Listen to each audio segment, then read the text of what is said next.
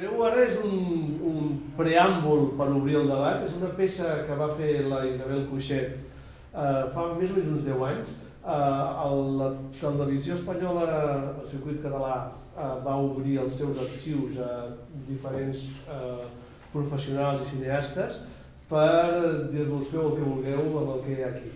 I aleshores la Isabel Cuixet va fer una cosa realment que és molt sorprenent, veurem només 10 minutets i ja us feu la idea, que és fer una combinació amb publicitat en el que la dona era protagonista i notícies dels informatius on parlaven de la violència de gènere. On hi havia notícies és simplement aquesta publicitat històrica, perquè és publicitat antiga, publicitat dels anys 40, 50 i 60, combinada amb això. La veritat és que és una peça que nosaltres la vam presentar a l'Input i va passar amb un...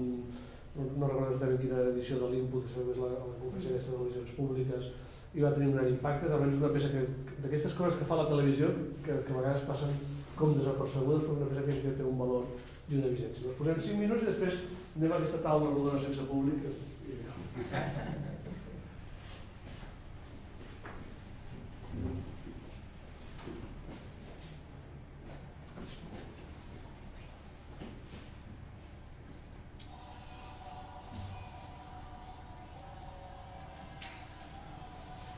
També la televisió sense so també és una innovació important.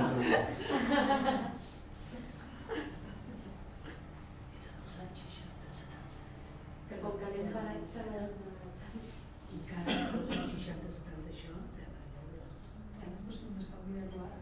No, però dic que el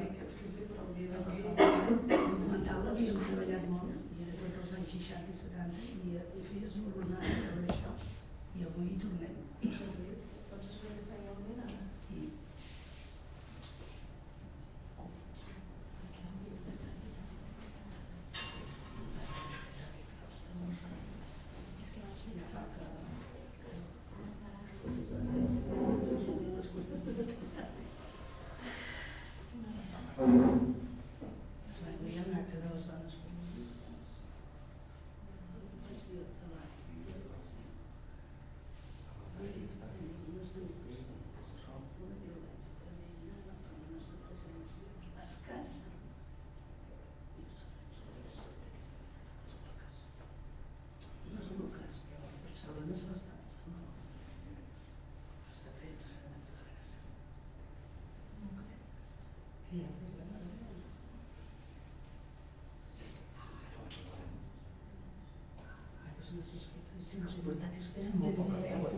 Sí.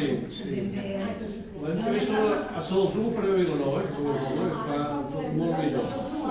Sí. Una imatge del mestre de paraules. S'entén molt bé.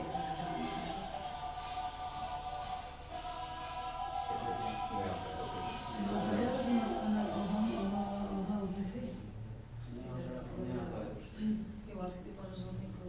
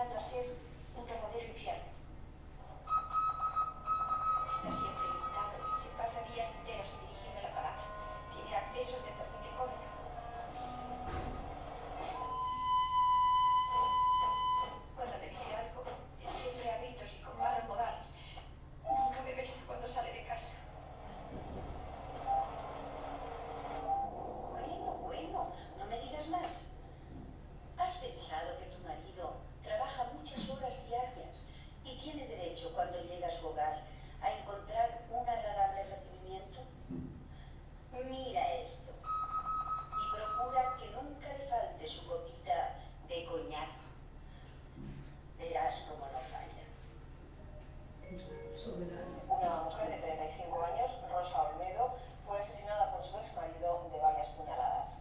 ¿Le gustará? Ahora veremoslo.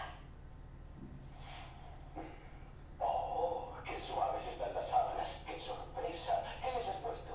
Suavizante flor. ¿Qué te parece?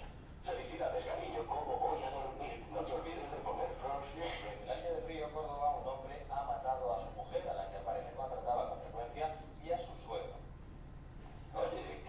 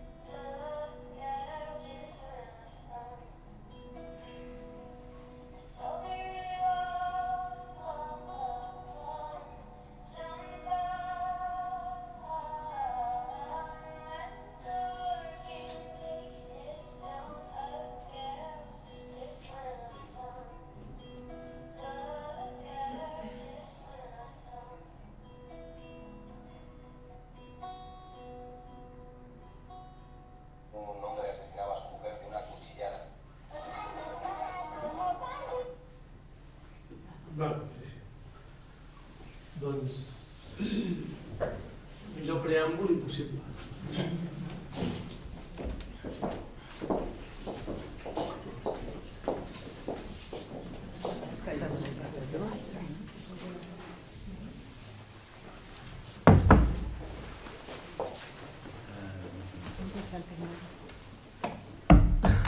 Lluís, aquí, no? És aquest el teu?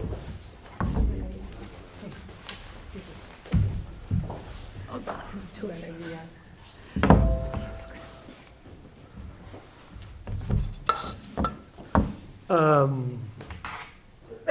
Bé, distingit públic, distingidíssims ponents.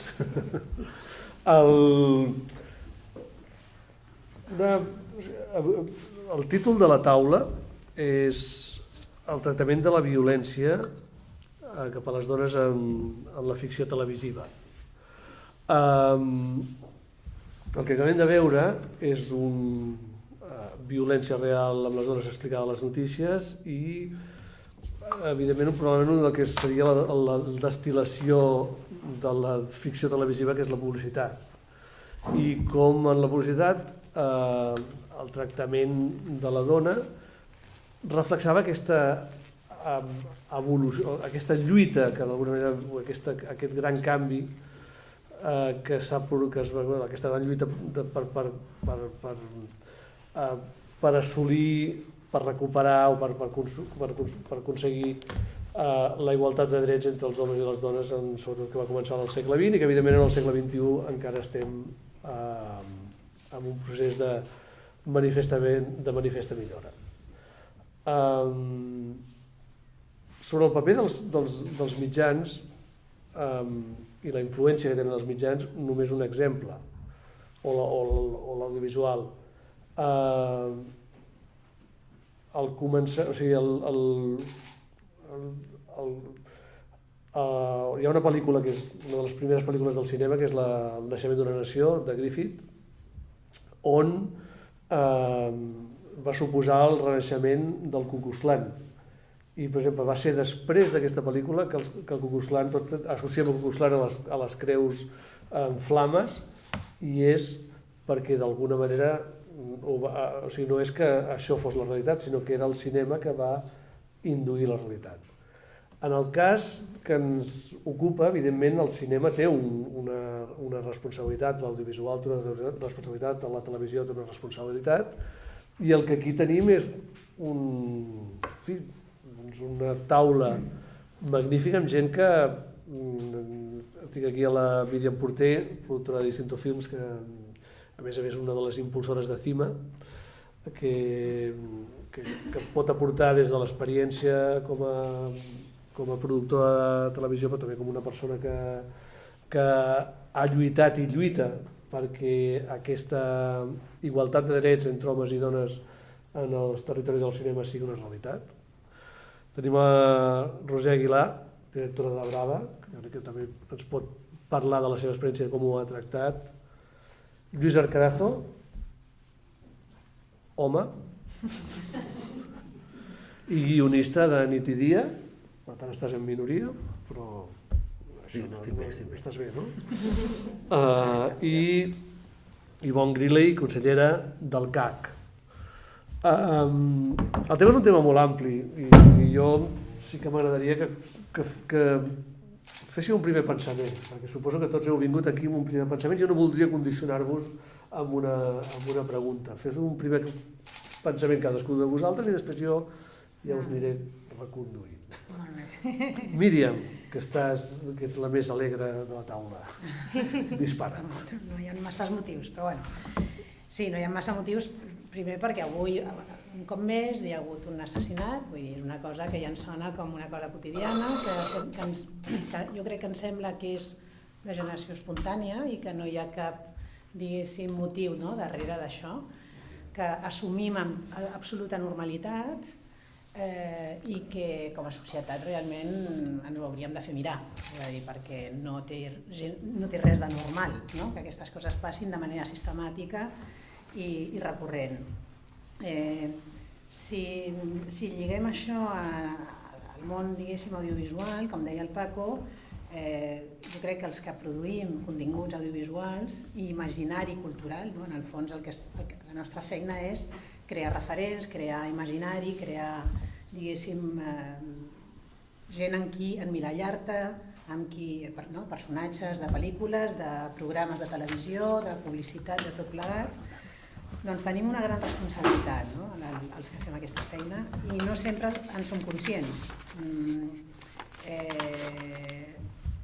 La violència és la punta de l'iceberg, és a dir, no sé si coneixeu, no? El famós iceberg del feminisme, que vull dir que una mica la base d'aquest iceberg és la floreta o el comentari poc oportú o el posar la mà en el genoll d'una senyora perquè penses que tens tot el dret a fer-ho, i al final això acaba sent un assassinat, no?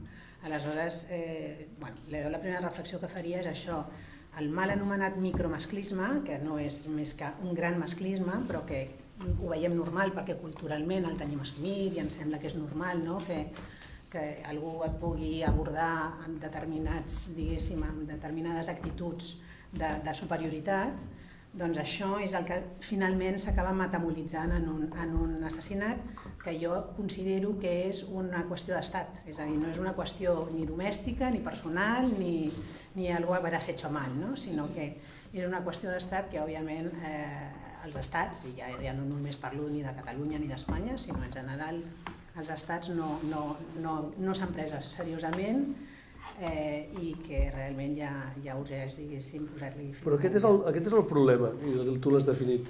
Què ha de fer? Quina responsabilitat tenim els professionals dels audiovisuals? Molta. Molta. Moltíssima, clar, molta. És a La Roser té moltes ganes. Generar contingut, la nostra responsabilitat, entenc jo, és el meu punt de vista, és que tenim la responsabilitat, directors, directores, productors, productores, actrius, actors, tots els que generem continguts audiovisuals, de sempre tenir l'ull posat en què expliquem i com ho expliquem. És a dir, i això bàsicament no ha canviat. És a dir, no ha canviat no només perquè hi ha molt poques mirades de dones fent audiovisual, perquè si ja parlem només rigorosament de les xifres, no? Estem dient que a Espanya entre un 12 i un 16% en el millor dels casos de les pel·lícules, no? Són dirigides per dones, però és que no és només això, és que els continguts creats per homes i també per dones, és que aquí s'ha de distingir, diguéssim, la consciència a l'hora de generar continguts i el sexe de qui ho fa, no? Sí que és veritat que és molt més fàcil que una dona sigui sensible a aquest tema i que destili millor, no? Com ha d'explicar les històries, però seguim generant continguts. Mira, abans d'ahir vaig anar a veure L'Autor, és una pel·lícula del Manolo Martín Cuenca, que clar, per explicar que el protagonista és insegur i no sap si serà capaç d'escriure un llibre, al final ha de posar els genitals a sobre de la taula i ho fa, no sé si l'heu vist, però és que es despulla i posa els genitals a sobre una taula. Vull dir, és que dius, cal? Necessitem explicar... Ens acabes de donar un argument, no sé si per anar-hi o per no anar-hi, però en tot cas l'argument està donat. Roser. No, a veure, jo el que volia dir és... és com els assassinats i l'agressivitat contra les dones, normalment no és el problema, és a dir, quan veiem coses com això que hem vist de la Coixeta, amb aquesta publicitat tan explícita, està clar que aquest missatge és masclista i bel·ligerant contra la dona. El problema és que la majoria del discurs és molt més subtil, molt més invisible, i això crec que és el que és més nociu. Jo personalment fa 10-15 anys no em considerava feminista perquè creia que no calia. Era d'aquestes persones que creia que tot més o menys funciona i per què s'ha de ser feminista, vull dir, a més aquí ara està una mica de moda, però abans estava mal vist ser feminista, semblava que havies de ser una persona conflictiva, bel·ligerant, etc.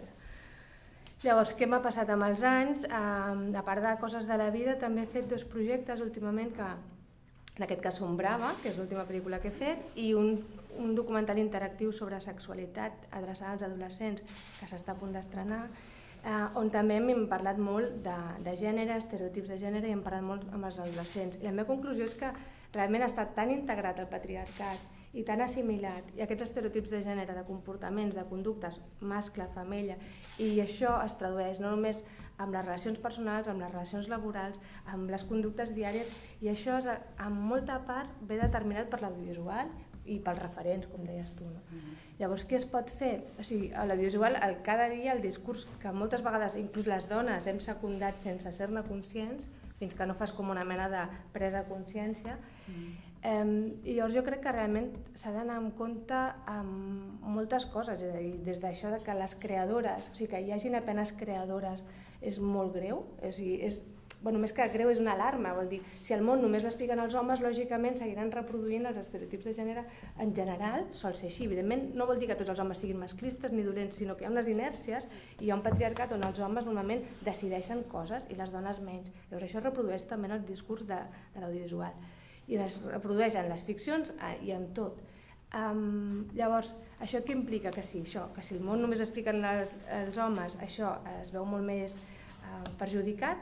Evidentment hi ha menys presències de personatges protagonistes femenins, això ho diuen les estadístiques, ahir mateix sortia un article del Mundo que deia al voltant d'un 34-35% de protagonistes són dones, quan la població a l'estat espanyol és més d'un 50%, un 51%. Vol dir, evidentment hi ha un desequilibri. I després hi ha un experiment que és molt conegut, però que és molt interessant de fer, que és el test de Bechdel, no? Aquest famós que el que fa és valorar si una pel·lícula té prou presència femenina o no. Doncs jo mateixa a vegades faig l'exercici ara mirant pel·lícules o revisant pel·lis que m'han agradat molt i moltes pel·lis realment no el passen. Aquest test el que consta, el que es tracta és de detectar si hi ha una mínima presència de dones en una pel·lícula, no? I si no recordo malament té a veure amb que hi hagi mínim 2 dones que parlin entre elles i que parlin d'algun tema que no sigui pròpiament els homes, no? I que tinguin nom. I això, hi ha en alguns casos que tinguin nom, no, han de tenir, per passar el test, les 2 dones han de tenir nom. Hi ha versions que diuen que sí, altres, però és igual, sí, però és igual, el fet és... Llavors, moltes vegades a les pel·lis no passa aquest test, i això vol dir que, evidentment...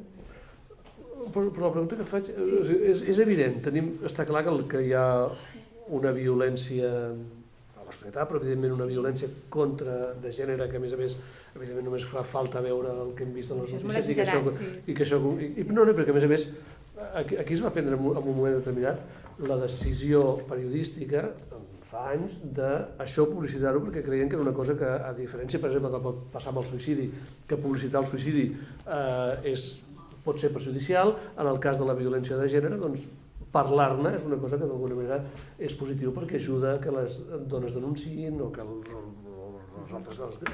les víctimes denunciïn. Està clar això, està clar el fet que evidentment nosaltres estem acostumats a mirar el món amb mirada d'home. És així, és a dir, que nosaltres tenim els grans moments èpics dels homes estan en el cinema reflexats i en canvi els moments èpics de la dona no tant perquè tot això. Però amb el tema de la violència, per què? Per què hem de ser més sensibles amb la violència de la dona o de l'home o del nen? Per què? No, és que jo crec que el que s'ha de detectar és la violència petita. O sigui, el problema és que parlar de maltractament sempre tot ens queda molt lluny. Ens sembla que és una realitat molt llunyana, llavors jo crec que no s'ha de plantejar, em sembla a mi, modestament, i és una opinió, evidentment, però penso que la violència està latent en moltíssimes situacions quotidianes i això és el que hem de tenir com un filtre permanent en detectar aquestes violències que estan molt instal·lades. D'acord? Per exemple, violència és això, aquests, per exemple, anuncis en què hi ha una dona que sembla que es deixi que estigui lànguida i aquests anuncis que ara parlàvem d'una marca de colònies i de tantes marques de roba que sembla que la dona està submisa a deixar d'anar i que espera que l'home la vingui com a atacar sexualment. És a dir, aquest tipus de violències no cal que sigui una violència d'un cop de puny perquè això a tots ens salta l'alarma. Però recordo una cosa que també diuen les especialistes, a la violència de gènere s'arriba a través de pujar una sèrie d'esglaons que són sutils i que sovint les dones ni se n'adonen que estan. I que comencen per aquesta imatge que tu... Clar, per aquestes petites coses, o sigui, com amb les relacions personals, etc. Hi ha molts temes. No, sí, moltíssims temes i també us donarem, estimat públic, que esteu aquí presents, seguint amb atenció aquest debat, també us donarem possibilitat que intervingueu. Dígame. Lluís, has de... Tu ets un dels de la mirada d'home. No, jo soc guionista. Jo I? no vinc en representació de... I home. Sí, però això és un accident. Vull dir que guionista sóc perquè vull i home sóc perquè m'ha tocat. I ho dic perquè començo portant una mica la contrària en algun detall. Dic perquè, matiso com a guionista perquè hem parlat de generadors de continguts i hem dit productors, productores, actors, actrius, directors, directores, i els principals generadors de continguts i generadores són els guionistes, que crec que dins de l'audiovisual, a banda de productores, crec que és el lloc on més guionistes, on més dones hi ha treballant. Jo personal parlo de mi ara, soc bígam a l'hora de treballar, vull dir, treballo normalment o amb el Jordi Galceran o amb la Maria Jaén. I el que sempre m'he adonat és que els productes que acabem fent són diferents perquè potser ens interessa explicar les històries de manera diferent. Però em trobo igual de gust treballant amb la Maria i m'entenc igual de bé amb ella que amb el Jordi. Potser una mica millor amb la Maria, que té més bon caràcter i tot és més fàcil, no? És veritat. També hem dit que la nostra feina és crear referents. Jo no vull crear cap referent. La meva feina com a guionista prefereixo que sigui crear contradiccions, plantejar preguntes, potser equivocadament, però de manera imperfecta, però no m'agrada tenir un deure moral a l'hora d'escriure, ni quan parlo de temes d'homes i dones, ni tampoc quan parlo de temes socials o polítics. M'agrada que tot sigui una mica contradictori. I sí que és veritat que en la televisió, jo faig més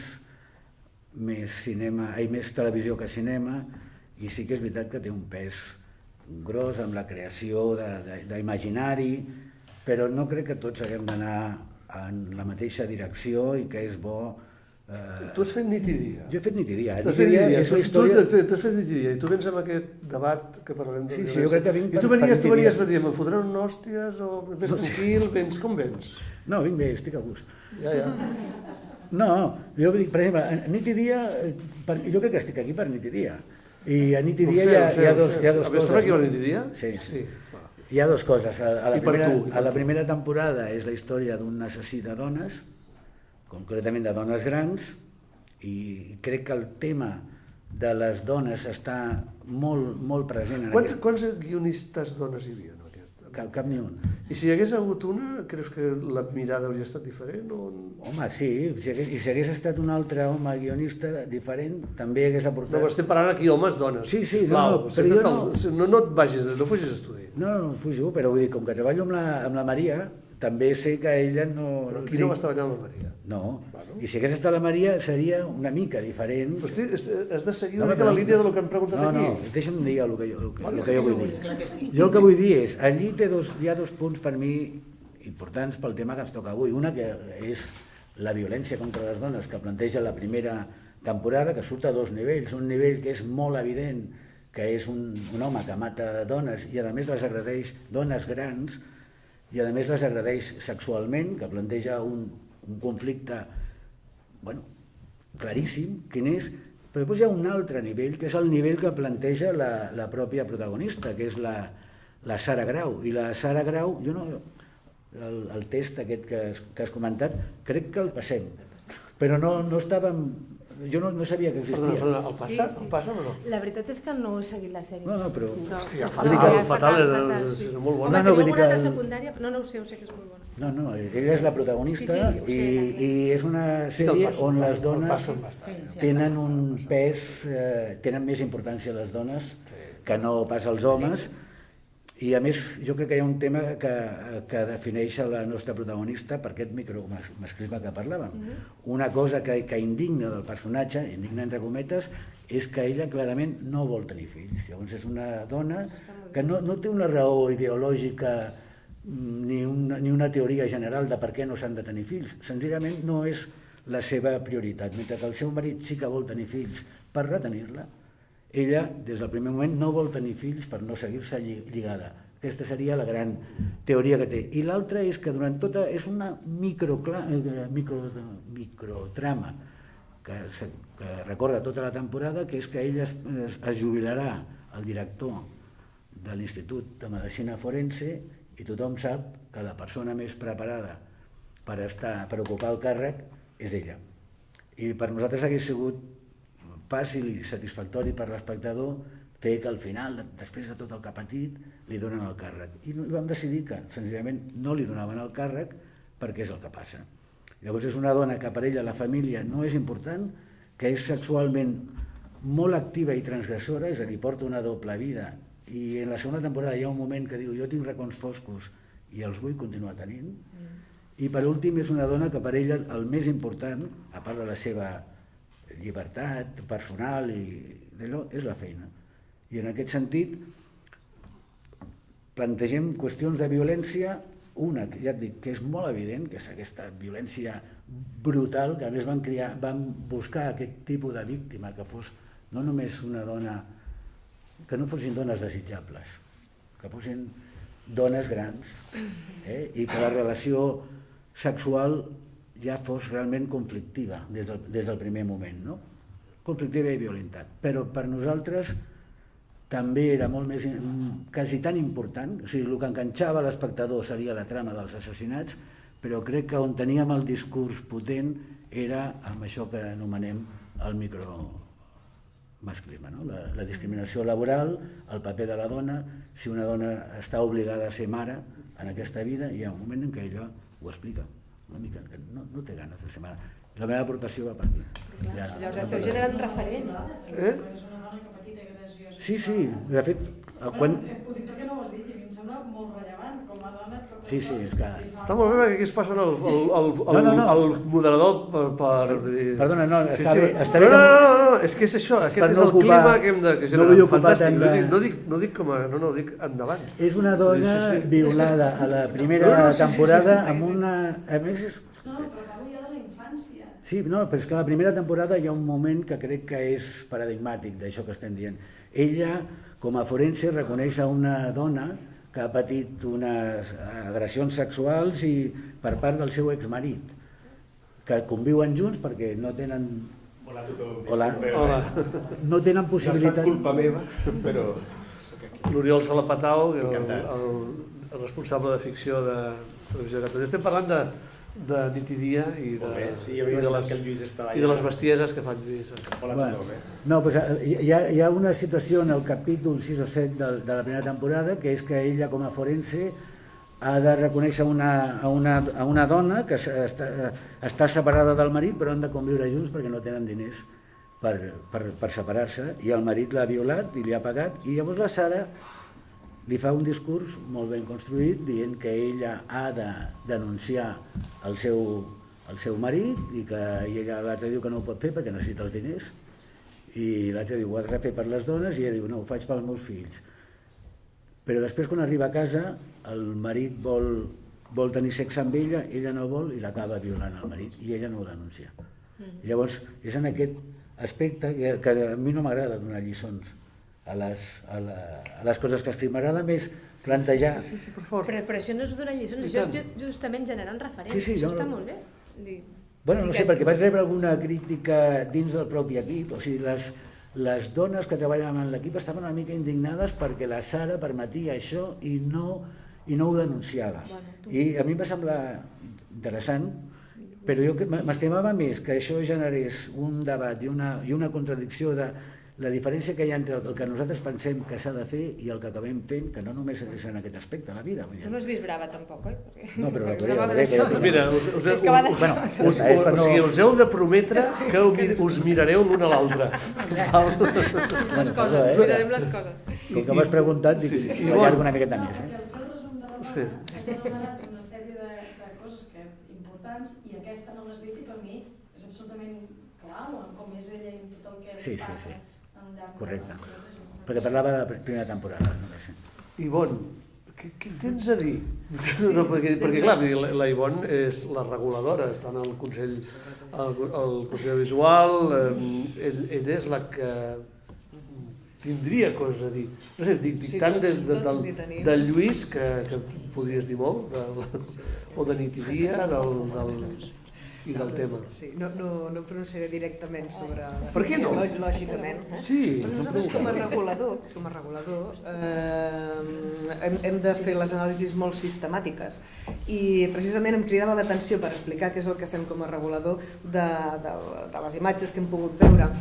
Hi ha un moment en què a una dona li fan una entrevista sobre com porta la seva família i la seva aportació a l'entrevista era absolutament nul·la, no tenia res a aportar. Amb la imatge n'hi havia prou, li donen les gràcies per la col·laboració i se'n va.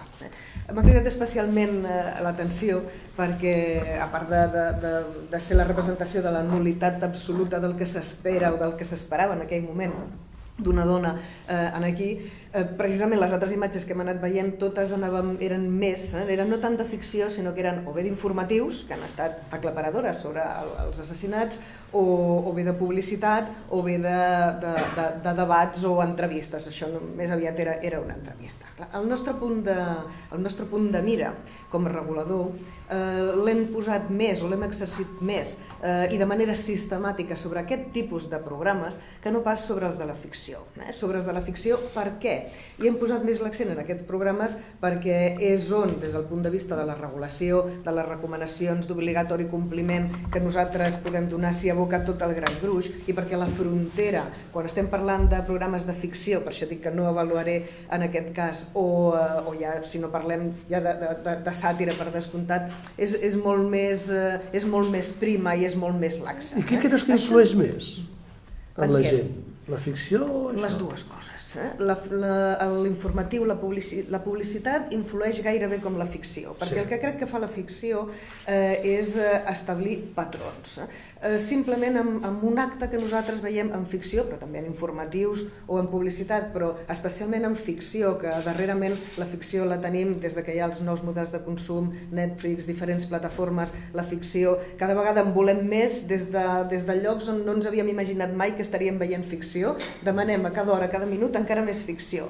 De manera que aquesta metralla que significa una imatge de violència, una imatge de degradació de les dones, un assassinat dins la ficció esdevé un patró de conducta amb molta rapidesa. Amb un informatiu segurament potser és més subtil el com ens hi arriba, però en aquest moment ja no és subtil el que ens arriba per les sèries de ficció. En aquest moment ja és un patró que, donat que la violència i les imatges de violència també van creixent, a nosaltres se'ns ve l'alerta de si no en el futur immediat no serà d'insensibilització de nou sobre els elements de respecte a la igualtat de drets, una de les coses que nosaltres hem de garantir, que amb molta tossuderia i a poc hem anat, i gràcies a l'aportació tant d'homes com de dones, hem anat creixent. A mi el que m'agradaria, hem anat aconseguint en els últims anys, no?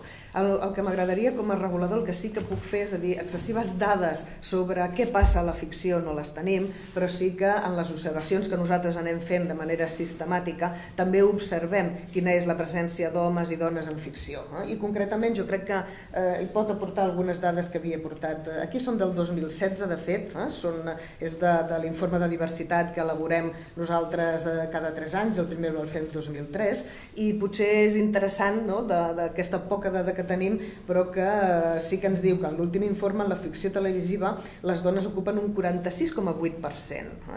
No arriba al 50%, no arribem a la paritat, però ocupen un 46,8% dels personatges i en el cas dels personatges principals un 41,8%. I específicament també hem mirat pel que fa a la presència de violència de gènere o de violència contra les dones en aquest sentit, i ens donen que els personatges principals d'homes exerceixen un 40,6 de vegades de conducta violenta, mentre que les dones ho fan un 39,1, és a dir, una mica menys, però el grau de violència és altet. És a dir, sí que podem parlar que hi ha un cert equilibri entre homes i dones en l'exercici de violència en la ficció televisiva. També són unes dades que si les comparem amb el primer informe, les primeres que tenim, que eren de 2003, sí que ens donen unes diferències. El 2003 els personatges principals d'homes exercien la violència en un 21 18,1% i les dones en un 9,1%. Què és el que ha passat aquí? Doncs que han incrementat les imatges de violència en la ficció televisiva, però s'ha escurçat molt la distància, no?, entre la violència exercida per homes i la violència exercida per dones. M'interessava sobretot, no?, de les paraules teves, el fet que no necessàriament el fet que hi hagi imatges de violència entre homes i dones ha de ser sempre negatiu. Això depèn de l'enfocament. Aquesta violència pot anar i acostuma a anar moltíssimes vegades, segurament la major part de vegades en percentatge en violència contra les dones, en violència de gènere, però també pot ser utilitzada de manera didàctica, de manera pedagògica i en contra d'aquells patrons tan subliminals que hem pogut veure, de vegades subliminals, de vegades no tant, que hem pogut veure amb el que teníem prèviament. Molt bé. Aviam, fem una cosa. Tots teniu moltes ganes d'intervenir perquè... Sí, una pregunta molt... Voleu amb ella, no? Vale, doncs primer ella que havia aixecat abans i després, sisplau. A mi m'agradaria saber què considereu violència quan feu l'anàlisi. Mira, perquè hi ha molta violència que no es considera violència i a diferent ho és. Sí. Nosaltres, conscients de la gravetat que pot tenir la violència contra les dones, vam elaborar unes recomanacions. Per nosaltres unes recomanacions és la manera que té el Consell de l'Audiovisual de regular, de reglamentar. És a dir, la nostra missió prové de la Llei de Comunicació Audiovisual, prové de la llei que ens va crear i que ens diu que, entre altres coses, hem de garantir que als mitjans hi hagi igualtat entre homes i dones i que, a més, des de l'ètica periodística i de l'ètica periodística i de la creació, això també hi hagi el compromís i hi hagi l'exercici de fer-ho.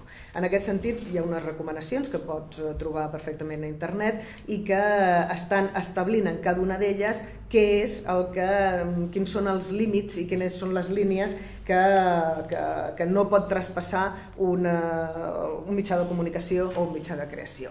Per ajudar-te una mica, és a dir, què és el que mirem? Segurament t'ajudarà la resposta de què mirem quan mirem informatius, televisió. Nosaltres mirem quina informació es dona, en quins àmbits temàtics intervenen les dones, perquè no quedin recloses només els àmbits que hem pogut veure en el vídeo d'abans, en quines temàtiques estan silenciades o no estan silenciades, quina presència obtenen les dones en l'àmbit polític i de quina manera es concreta. Mirem també com es difon la informació, si es fa amb fons oficials o amb fons que exclusivament et fomentaran, doncs potser sí que el consum ràpid però no la fiabilitat de les fonts. És a dir, mirem aquest tipus de qüestions. Sí, perdó. Hi havia una pregunta més. No, acabat. No, però vaja, puc seguir també per no allargar-me. Sí, bueno. Sobretot que no hi hagi, que la dona no estigui silenciada, que no hi hagi cap element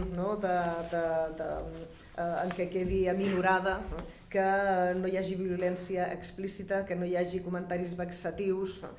Es refereixen les recomanacions a aquest tipus de missatges. Però això dius que només amb la realitat, amb els programes de realitat, no amb la ficció. I també en ficció. Sí, es però refereixen com valoreu, en llavors, aquest un sentit a tot. comentari vexatiu en ficció? Perdó? Com valoreu quan passen el límit de la violència? Per poder-ho valorar és més difícil fer-ho de manera sistemàtica perquè s'ha de fer anàlisi de discurs.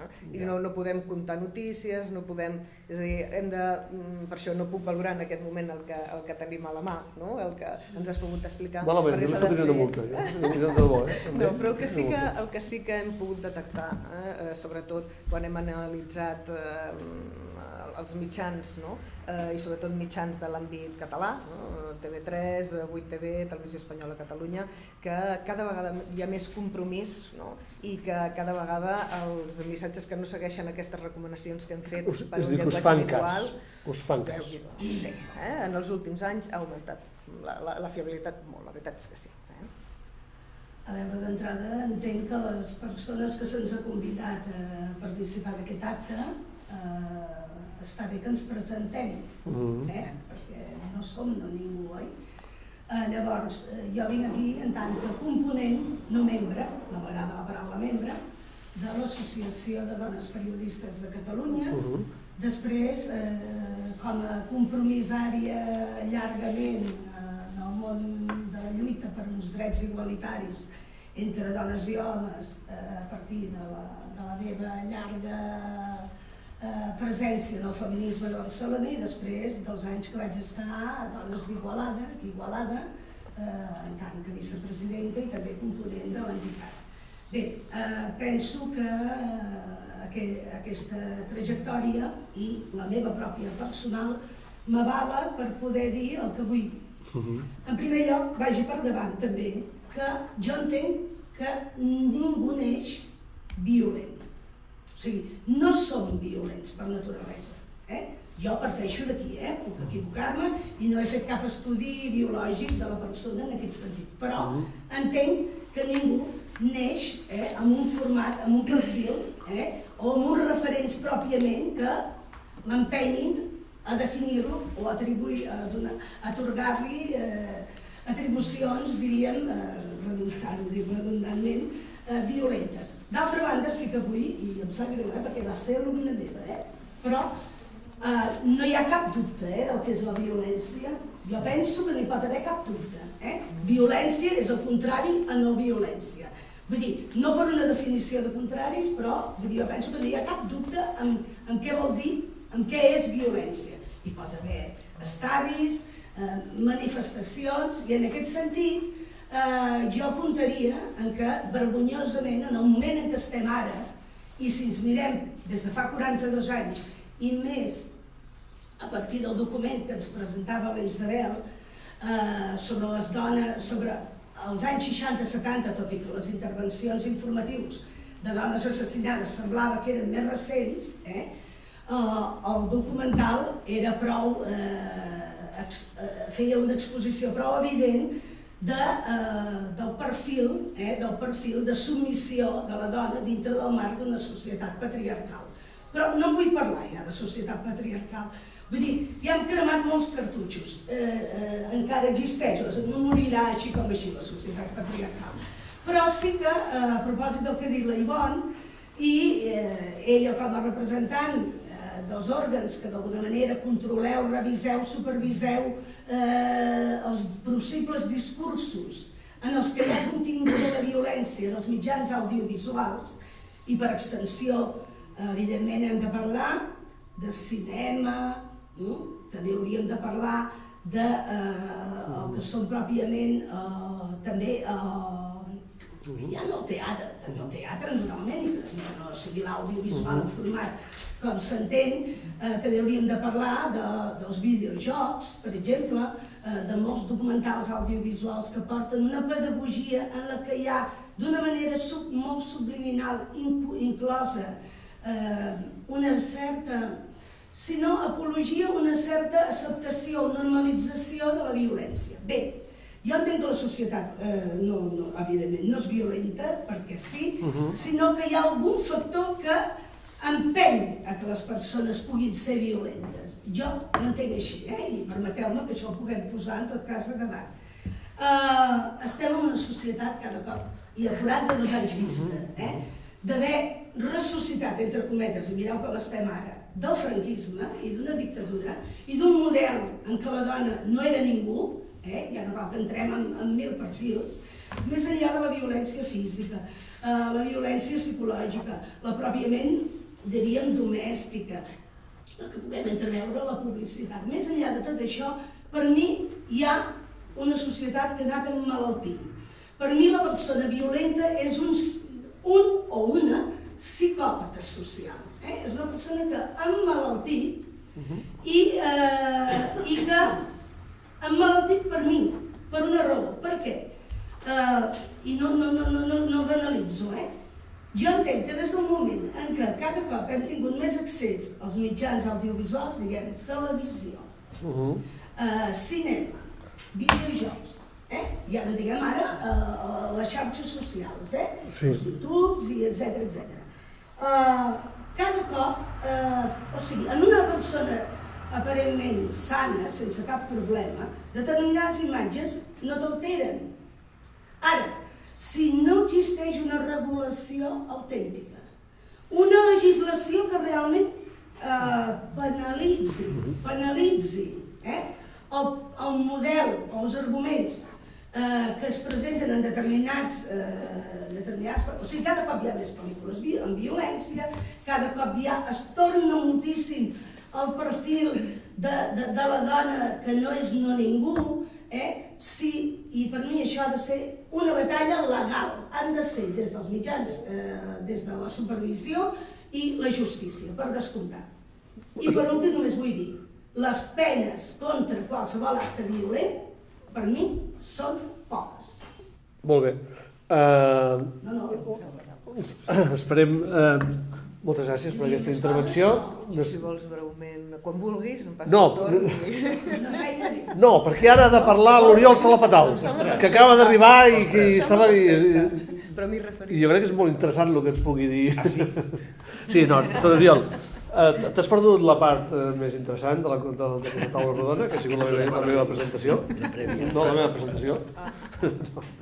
No, escolta, jo crec que per centrar una mica, perquè no parlem només de violència, jo crec que ha estat interessant la seva reflexió, però clar, concentrem-nos. Aquí el que parlem és de, a més, amb motiu que demà és una data en la que ens toca pensar això, ens toca pensar de la violència contra les dones, de com això, quina és la responsabilitat, quin és el compromís que hem d'assumir des dels que tenim responsabilitats perquè estem en l'elaboració de continguts i en el teu cas estàs no només en l'elaboració sinó en la difusió, que d'alguna manera doncs ets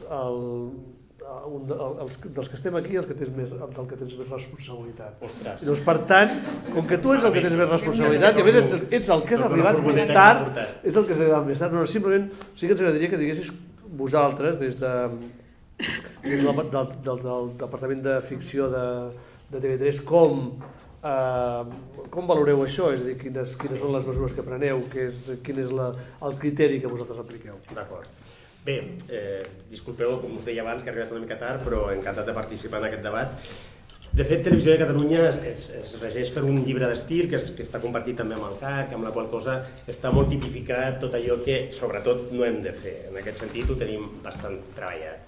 Nosaltres som molt conscients de que la violència de gènere, al igual que els col·lectius que estan desafavorits, mereixen tenir pantalla, perquè crec que la ficció el que ha de fer és reflectir també la realitat. És a dir, hi ha tanta informació dins de la realitat que la ficció l'ha de recollir de la millor manera possible. Quan dic això, és a dir, des de les nostres produccions, que ja tiro enrere, tiro cap al cor de la ciutat o inclús al Vent del Pla.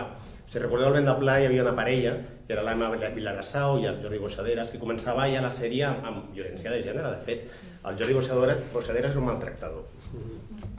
Potser era de les primeres vegades que Televisió de Catalunya afrontava el tema d'una manera tan contundent, no? Però suposo que el debat, jo no hi era en aquell moment, és ho fem o no ho fem? Però el que és important és fer-ho sempre des de la perspectiva de que li donarem una solució a aquell problema. És a dir, que la pobra dona, o pobre home, en el cas que pogués patir una violència també, com queda resolt aquell conflicte? És a dir, quines eines té per sobrepassar aquest problema i com actua la justícia i el seu entorn? És a dir, aquesta és la mirada que tenim des de la ficció, intentar des de la televisió pública aflorar un problema, però a la vegada resoldre'l, i que l'espectador vegi eines que tingui per poder resoldre. Aquest és una mica el plantejament que tenim. No sempre l'encertem, és veritat, sobretot quan la ficció tampoc la controles tant. És a dir, sí que tenim una telenovela que és una producció pròpia, tenim una ficció que està acordada com ara Nit i Dia amb les productores externes, però a vegades es compren pel·lícules que de fet poden ser grans èxits de taquilla o que han tingut un ressò, però que a l'hora de veritat té un contingut que pot ser molt punyent o molt desagradable perquè tampoc hem filat tan prim a l'hora d'aquella compra. Per tant, sí que també us he de dir que ens excusem si a vegades no hem estat a l'alçada, però que la voluntat és ser-hi. Molt bé, no sé si... Ara que hem fet una primera ronda... Perdó, i volia... Quan parlàveu de la violència, hi ha un tema interessant. Deies, què és la violència exactament de gènere, no? És que... Sí, què considerem? És que, de fet, és un ventall molt ampli, nosaltres també tenim molt a dir, no? Però pot ser la humiliació, pot ser... no sé... Jo diria que qualsevol actitud que... Un insult. Tallar-te, ara mateix tallar-te pot ser també... O una floreta, no? És a dir, qualsevol actitud que doni per suposat que la posició de l'home, en aquest cas, no, està per sobre. És un tema de jerarquia. I és un tema, sí, de jerarquia, però per exemple, per posar un exemple, segons el difunt fiscal Maza, van haver 23 actes de violència l'1 d'octubre i segons Alfonso Dastis no va haver cap per part de la policia. Per això, Vull dir per que, això. o sigui que és, la violència és... Sí. Clar, o és microviolència, com tu deies, que realment... Clar, evidentment la vara de mesurar o la definició pot ser amplíssima, no? Sí. El tema és què fa diferent el fet de que el destinatari o el protagonista sigui la dona o sigui un nen o sigui un home. Per què hem de comportar-nos de manera diferent? Tu tens la resposta. Digues. Sí, és una pregunta. Bueno, també hi ha que... És a dir, a més m'ha convidat com a persona que Està clar. entitats socials, però alhora de professió dirigeix un CIE. Per això no ho he preguntat si tenies la resposta, quasi ho he afirmat. Sí, i llavors la resposta és que hi ha una llei catalana aprovada per unanimitat pel Parlament de Catalunya que cap partit va votar en contra, que defineix un marc conceptual del que és la violència masclista. És a dir, és molt més ampli que violència de gènere, que seria entre membres de la parella, sinó que parla de la violència que es dirigeix contra les dones per mantenir-les en el lloc que han estat tradicionalment. És a dir, hi ha una voluntat, és a dir, si robes, si en el robatori a una senyora li prens el bolso i la putxes, no té per què ser violència masclista. La violència masclista el que persegueix és la perpetuació, diguéssim, del rol. Molt bé. I és important, perquè en aquests moments portem 80 persones mortes, sense comptar els nens i nenes també morts per violència masclista. I malgrat que la violència contra qualsevol persona és innegable, fastigosa, i ningú hi està d'acord, una cosa com la violència masclista és un problema social, perquè en aquests moments portem més víctimes de violència masclista que morts d'ETA. Val. Doncs ara ja fantàstic. Jo crec que ho ha explicat perfecte, eh? Vull dir que ara, o sigui, la pregunta aquella que feia m'ho ha explicat. I ara faig... Què creus que des de l'audiovisual què es fa per perpetuar aquesta situació? Creus que fem alguna cosa per perpetuar? Creus que hi ha alguna cosa que no hauríem de fer? I aquesta és la pregunta, i no la contestis ara, sinó després de la publicitat. Aquesta és la pregunta clau. I crec que tots tenen ganes de preguntar això, no?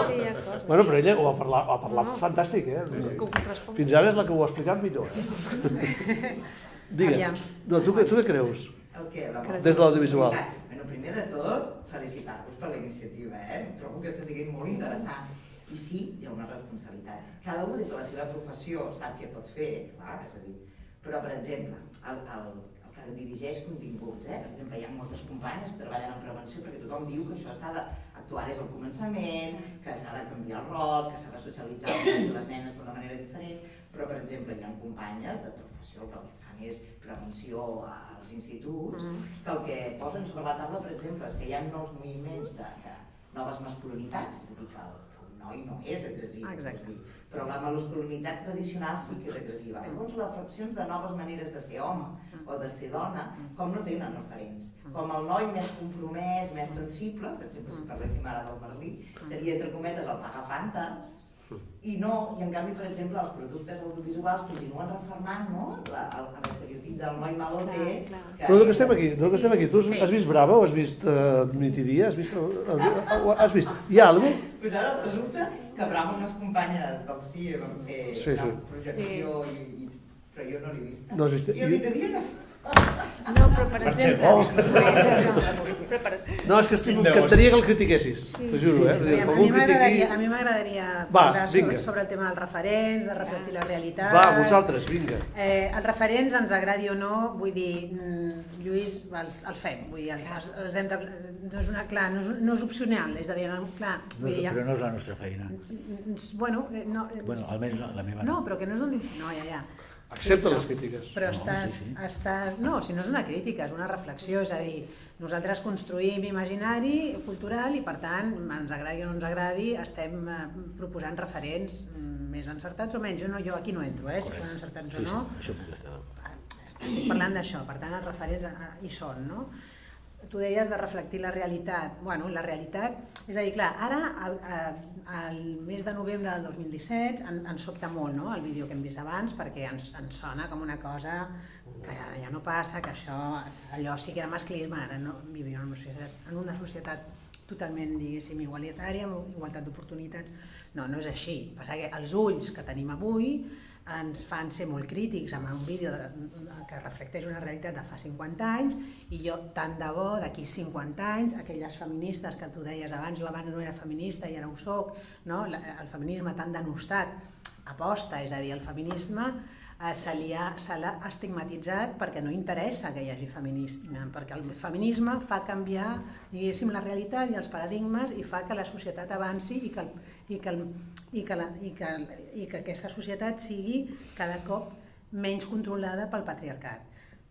Bueno, vaig anant d'un tema a un altre, però tornant diguéssim,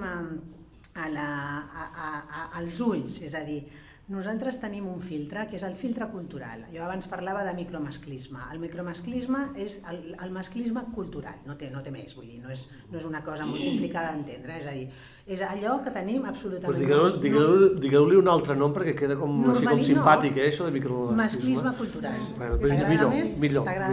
Masclisme cultural. Sí que el micromasclisme queda com allò, com el mini-jo del Austin Powers, no? Bueno, el masclisme cultural és totes aquelles, diguéssim, conductes on l'home té una superioritat sobre la dona que estan absolutament normalitzades per homes i dones, perquè el masclisme no és un tema d'homes, és un tema social, és a dir, és una qüestió social. Vull dir, la societat és masclista, però ho són les dones, ho són els homes, i hi ha homes i hi ha dones que tenen consciència de gènere i que intenten, diguéssim, en el seu dia a dia, intentar canviar les coses. Per tant, clar, aquest control... Però què hem de fer per eliminar prendre consciència. Primer, prendre consciència i voler fer-ho. No és fàcil, no és fàcil, perquè has de trencar, diguéssim, amb moltes inèrcies culturals que tots tenim molt interioritzades. Però digueu-nos alguna cosa que no entenc. Per exemple, tractament d'una violació. Com expliques una violació o com expliques un acte sexual? A vegades... i us podria dir casos concrets, però per exemple hi ha un curtmetratge que es diu Uyuni, que l'altre dia en parlava amb una noia feminista de Drac Màgic. És a dir, hi ha vegades que es parla de conductes teòricament reprovables, però la manera d'explicar-ho és fer espectacular i és fer bella l'estètica de la violència contra la dona. Això, però ho tenim tan integrat i tu mateix com a espectador, si no fas aquest exercici de consciència de dir, em poso el filtre de què estic veient realment, estic veient algú que m'explica una violació que és una cosa molt dolenta o algú que mentre m'explica això m'està dient uau, és pervers però és així moltes vegades. Un exemple seria el que passa amb aquest cas mediàtic, el de la manada, com estem explicant aquest cas, seria un exemple això? Jo crec que pot ser, jo no soc evidentment una experta en aquest tema, però sí que és veritat que és molt delicat tractar tots aquests temes i això els entesos ho poden saber millor, perquè clar, quina és la ratlla fina que separa el morbo, perquè evidentment tots tenim una part baixa i estranya i fosca i a més hi ha tota aquesta cosa cultural molt assimilada. Llavors, com és informar i com és disparar aquestes ànsies de veure coses fosques i llavors aquí es troba tot, evidentment el cas de la manada és un clar exemple de com estem descerebrats tots. O sigui, com una cosa de 5 tios que agafen una tia, se l'emporten en un portal, una noia de 18 anys, tios, guàrdies civils, no sé què, tios forts, i s'està plantejant que segurament ella va voler, o s'està victimitzant un altre cop. És a dir, estan sortint tantes coses, però que són espantoses. I entres a Twitter i veus les reaccions i dius, estem tots molt malalts, i vol dir que aquí hi ha hagut realment molta feina, moltes coses que les tenim massa assimilades. I una d'elles és com es tracta la violència. I el que deia abans el Lluís dels referents, em sembla molt bé això de dir, jo no vull dir a la gent això, no vull fer de pedagogia perquè jo sóc un autor, d'acord, però sense bolet, jo penso que tenim una responsabilitat. Els que ho expliquem o no, i vull dir, ens agradi o no ens agradi, creem imaginari, creem referents i ens hem de plantejar què expliquem. I com fem això sense posar prohibicions, sense censura, sense... Perdó, una cosa, perdó, Disculpa. No, només acabar. Per exemple, l'exemple de Lluís que has donat, del personatge de Clara, de la Sara, que em sembla fantàstic, és a dir, ja esteu creant un referent d'una dona potent que no vol ser mare, això també està bé que estigui a la ficció, però ja sé que no ho feu vosaltres per fer pedagogia, no, t'ho fas des d'on et surt a tu, igual que jo he fet Brava des d'on m'ha sortit, però que està bé proposar alternativa, que no la dona és la submisa, Paco, perdó, una coseta, és a dir, tu preguntes, vas fer una pregunta molt clara, com canviar això sense fer prohibicions, sense modificar, diguéssim, les inèrcies? No, fem-les, no sé. Això seria tant com dir què podem fer per combatre el terrorisme d'ETA, què fem amb els terroristes sense forçar res, sense empresonar-los, ni jutjar-los, ni fer res, vull dir, perquè deixin de matar. Bueno, perdó, és a dir, o realment agafem consciència que és una xacra social de primer ordre i que hauria de ser una qüestió d'estat i que no, és que què vol dir no modificar les coses? És a dir, a la gent que roba al carrer no el jutges? Al senyor o senyora que assassina algú, no? Bueno, i tu suposo que d'això en saps bastant més. Sí, i a més, ara anava jo aquí fent com una carta als Reis als mitjans audiovisuals, perquè a més, no només hi hagués nous referents de noves maneres diferents de ser masculí i femení, sinó, a més, per exemple, que no es caigués en l'estereotip de la víctima, que el cas de la Manada, el que ha passat és que tenim un imaginari de com han de ser les víctimes. Llavors, com aquesta noieta, sort, que ha pogut refer la vida, no? I ara, socialment, continua anant a la universitat, continua trobant-se amb les seves amigues i amics, continua tenint espais d'oci, com en el nostre imaginari col·lectiu una víctima de violació hauria d'estar d'una altra manera, és igual que, per exemple, la violència en l'àmbit de la parella, en el que ens imaginem un determinat tipus de persona. Quan la persona és d'una altra manera, per exemple, jo sí que me'n recordo de Vent del Pla. Vent del Pla tenia un...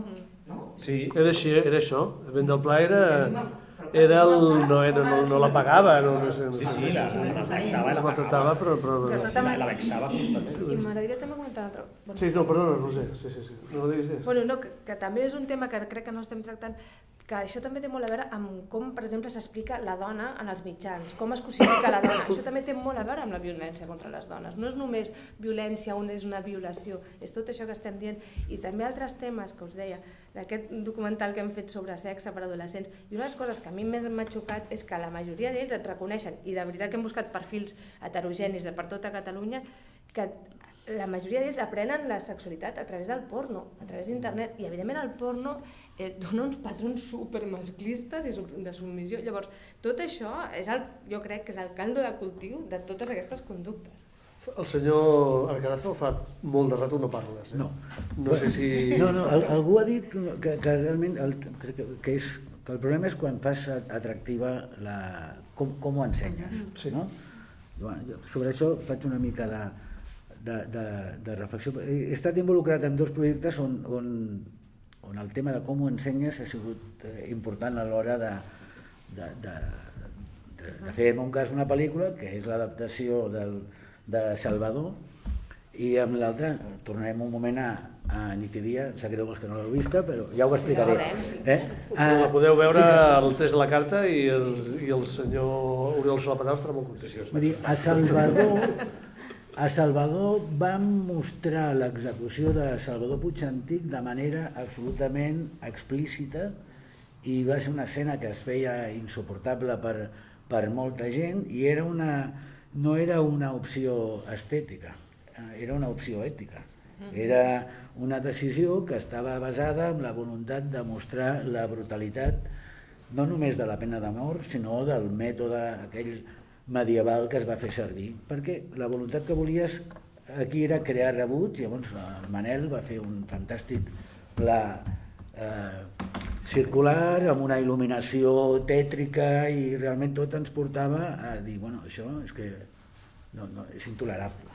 I la voluntat era aquesta. Per tant, tu pots ser explícit i això no vol dir que sigui necessàriament negatiu, és on estàs posant el focus. En el cas de Nit i Dia hem fet servir el tractament de la violència i tot això és deliberat. Vull dir que ha estat objecte de discussions no només entre els guionistes, sinó també amb els realitzadors i amb els productors, amb la pròpia televisió, que en moments puntuals hem estat allí debatint com ensenyarem això fins a quin punt. Per exemple, tots els assassinats de les senyores de la primera temporada són el·líptics. El que sí que ensenyàvem era el resultat. O sigui, trobaven els cossos i vèiem què havia passat amb aquests cossos. Si em permeteu 5 minuts, explico una cosa que em sembla que és interessant, que és una discussió de muntatge sobre el primer episodi. Tu encara no estaves en el projecte.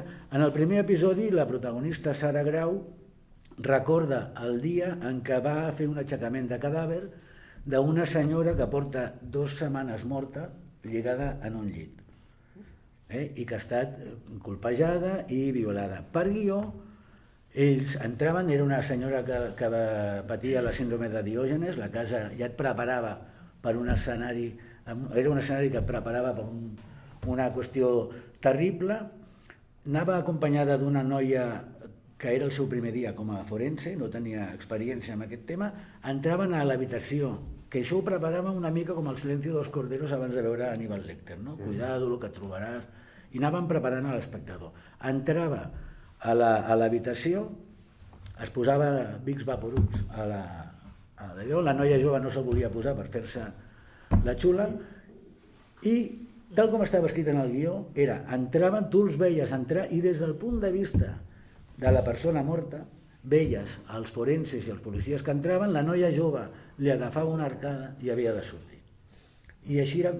Llavors la veterana, la Sara Grau, es quedava, li donava un mocador, i es quedava i començava a reconèixer el cadàver. I llavors veies detalls, un cap ficat dins una bossa de plàstic, un fragment d'un preservatiu que quedava a un entrecuix, uns moratons, i deia, vale. I això vam plantejar-ho ja deliberadament així per no ser excessivament explícits. A l'hora de muntar l'escena, el realitzador va decidir muntar l'habitació. Llavors van fer una feina brutal d'ambientació i de maquillatge amb l'actriu que feia aquell paper. De tal manera que ell no va fer exactament el que deia el guió, sinó que acompanyava, si això era l'habitació, no? I tenia l'habitació, acompanyava els actors, girava així i veies des del punt de vista d'ells a la senyora que estava allà lligada i et portava 2 setmanes en allà. La imatge era realment dura de veure. Al punt que quan estaven rodant, jo que feia també de productor executiu, vaig arribar allà i vaig dir, hòstia, això no hauria d'anar així. Però l'actriu portava 1 hora ficada en allà i no anava a dir, no, això no es fa. Vam deixar que es fes, no, per respecte. Es va gravar l'escena i van fer els curts, els detalls, tot el que s'havia de fer. Quan vam arribar a la sala de muntatge, aquella imatge era tremenda. Al punt que ho vam parlar amb TV3, tenim aquesta imatge i tal, passa això, i vam dir, no, això no s'hauria de muntar.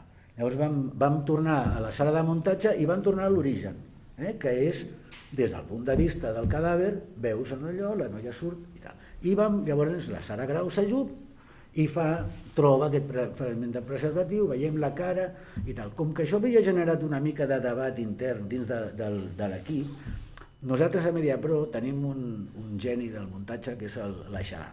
És una persona que no toca cap màquina, però és un tio que és fantàstic. I ell havia sentit el debat, li havien dit, mira que ens passa això, que tal. I me'n recordo que l'endemà de canviar i treure aquella imatge general, me'l trobo a l'entrada i em diu, Lluís, és que he vist l'escena aquella, no la podeu muntar de cap manera, així. Com que no? Diu, heu d'ensenyar el cos. Dic, per què? Diu, perquè si no ensenyes el cos i només ensenyes el detall, la imatge mental que es fa a l'espectador és encara més esgarrifosa que la imatge que ensenyarem. Jo vaig dir, home, una mica la intenció ja era que cadascú es fes la seva imatge. Diu, no, heu d'ensenyar un moment d'allò. Si ara veiem l'escena, nosaltres veurem que quan tu acompanyes els d'allò, i quan entren veus un segon al cos, que és el temps que vam estar negociant amb TV3 si era un segon o 2 segons, i al final vam arribar, no sé si és un segon i mig, però és... Ara l'Oriol t'hauria deixat 2 segons. Sí, ell m'hauria deixat. No ho sé, però la Susana... Estaven tots en el mateix equip, diguéssim. Però, perdona, és una qüestió, en aquest cas perquè és una dona, però podria ser en una altra situació. La qüestió és, si veiem com està muntat, és realment un segon i mig, que és el temps perquè tu no puguis recrear-te amb el detall, no puguis disfrutar, entre cometes, del morbo, però que t'ajudi a passar el que vindrà més tard. Sí. Perdona, I a vegades, i és la constatació que a vegades és molt més violent no mostrar que mostrar, no? I és la voluntat amb la que mostres. Però segurament tot aquest exercici que heu fet al voltant d'això té un sentit. El que estem dient justament és això, que val la pena prendre consciència de dir, bueno... No, perquè consciència sí que la tenim. Jo crec que precisament això és educar Sí, la mirada. Si us sembla, és que volia acabar amb una altra... Perdona un moment, és que acabo el que volia dir, que és, aquí vam ser... No, ella no està amb actitud de perdonar-te, però bueno... No, però és que acabo... Perquè és que et veig amb moltes ganes, però vull dir... Prioritat i vaig a respectar. Molt bé. En qualsevol cas, els crims ja he dit que eren el·líptics, en canvi hi havia totes situacions on la violència no era el·líptica. I la protagonista d'aquestes situacions sempre era la protagonista. I llavors la protagonista rep violència, parlo de la primera temporada només, en diverses situacions, però sempre s'hi torna. I llavors ella també exerceix la violència, és una dona que estaborneix el seu marit, s'enfronta al seu agressor i en la segona temporada mata el seu padrastre. I en aquest cas la decisió sempre va ser la contrària. Això no ha de ser el·líptic perquè és una violència que té un element defensiu però que també té un element violador.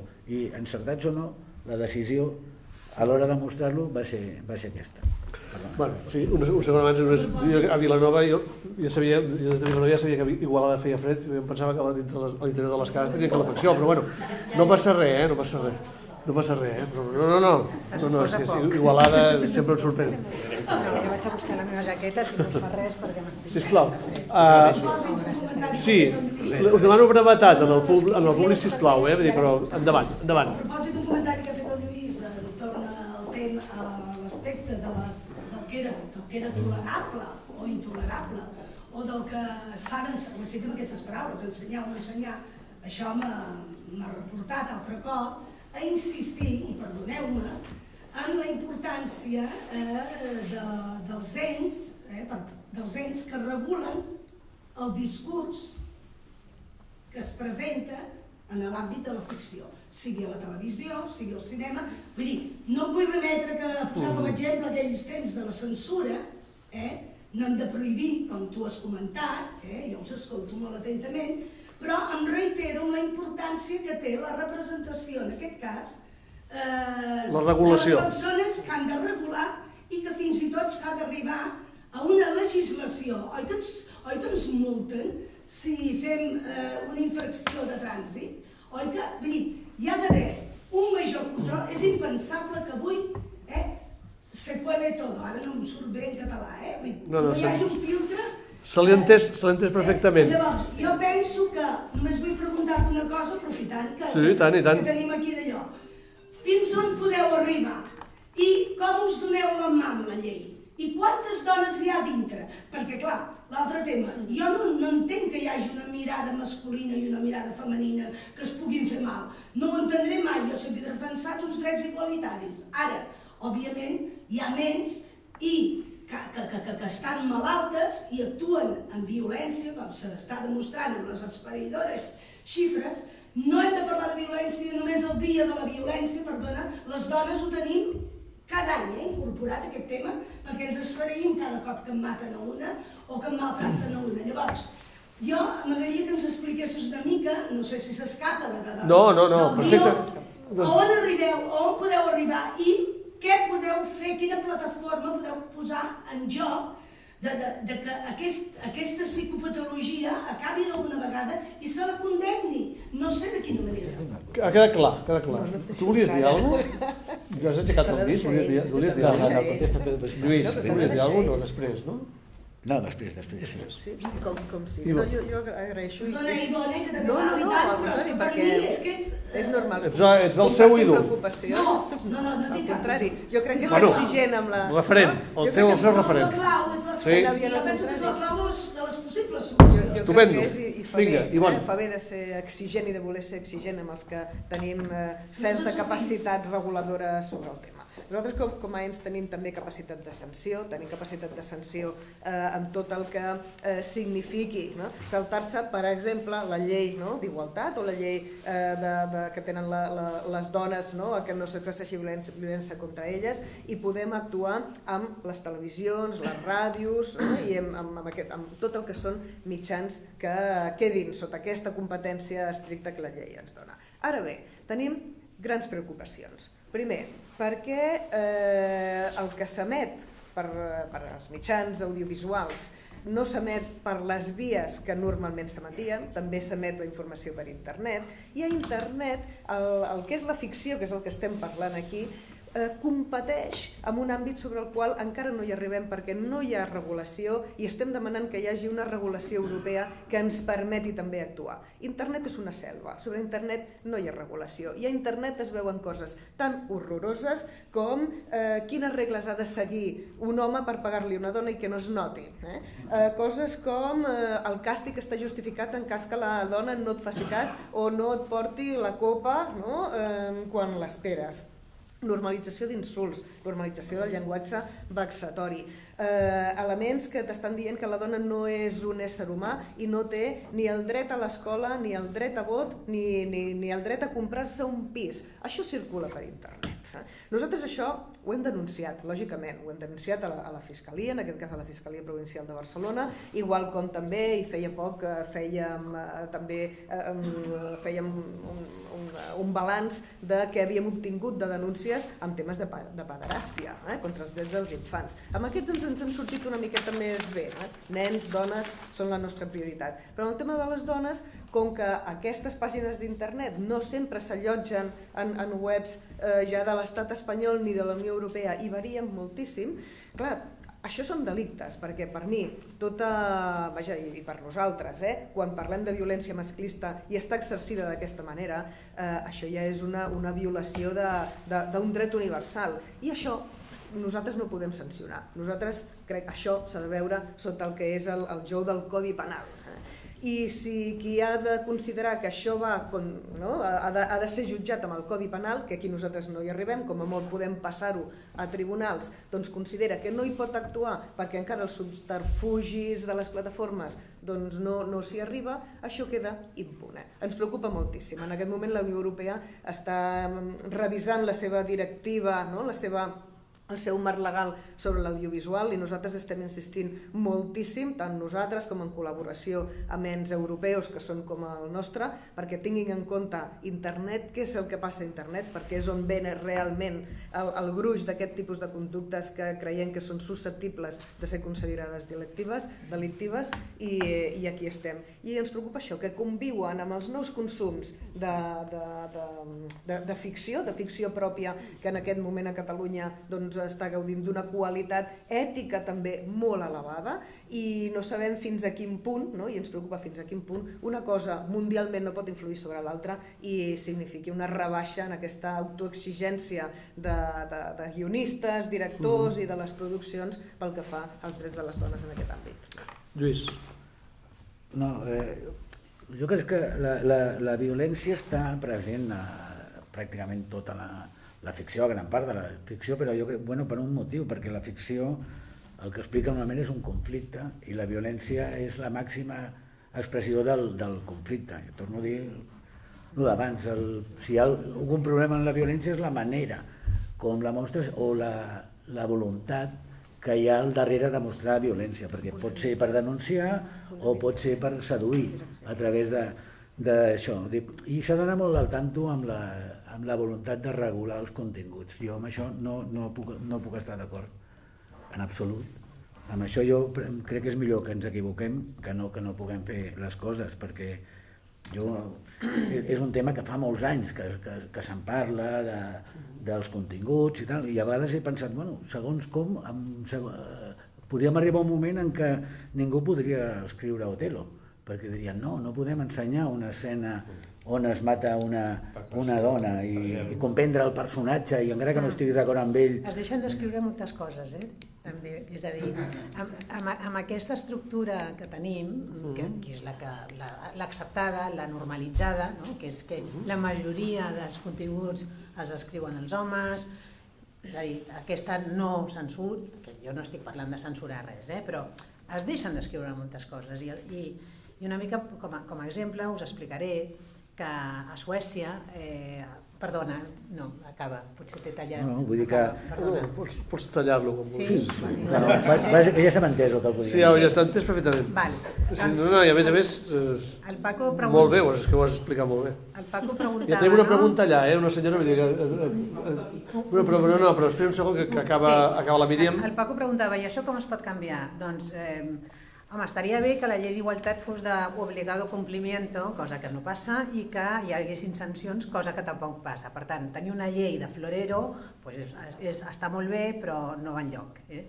Però, a banda de les lleis, se soluciona amb voluntat de canviar les coses.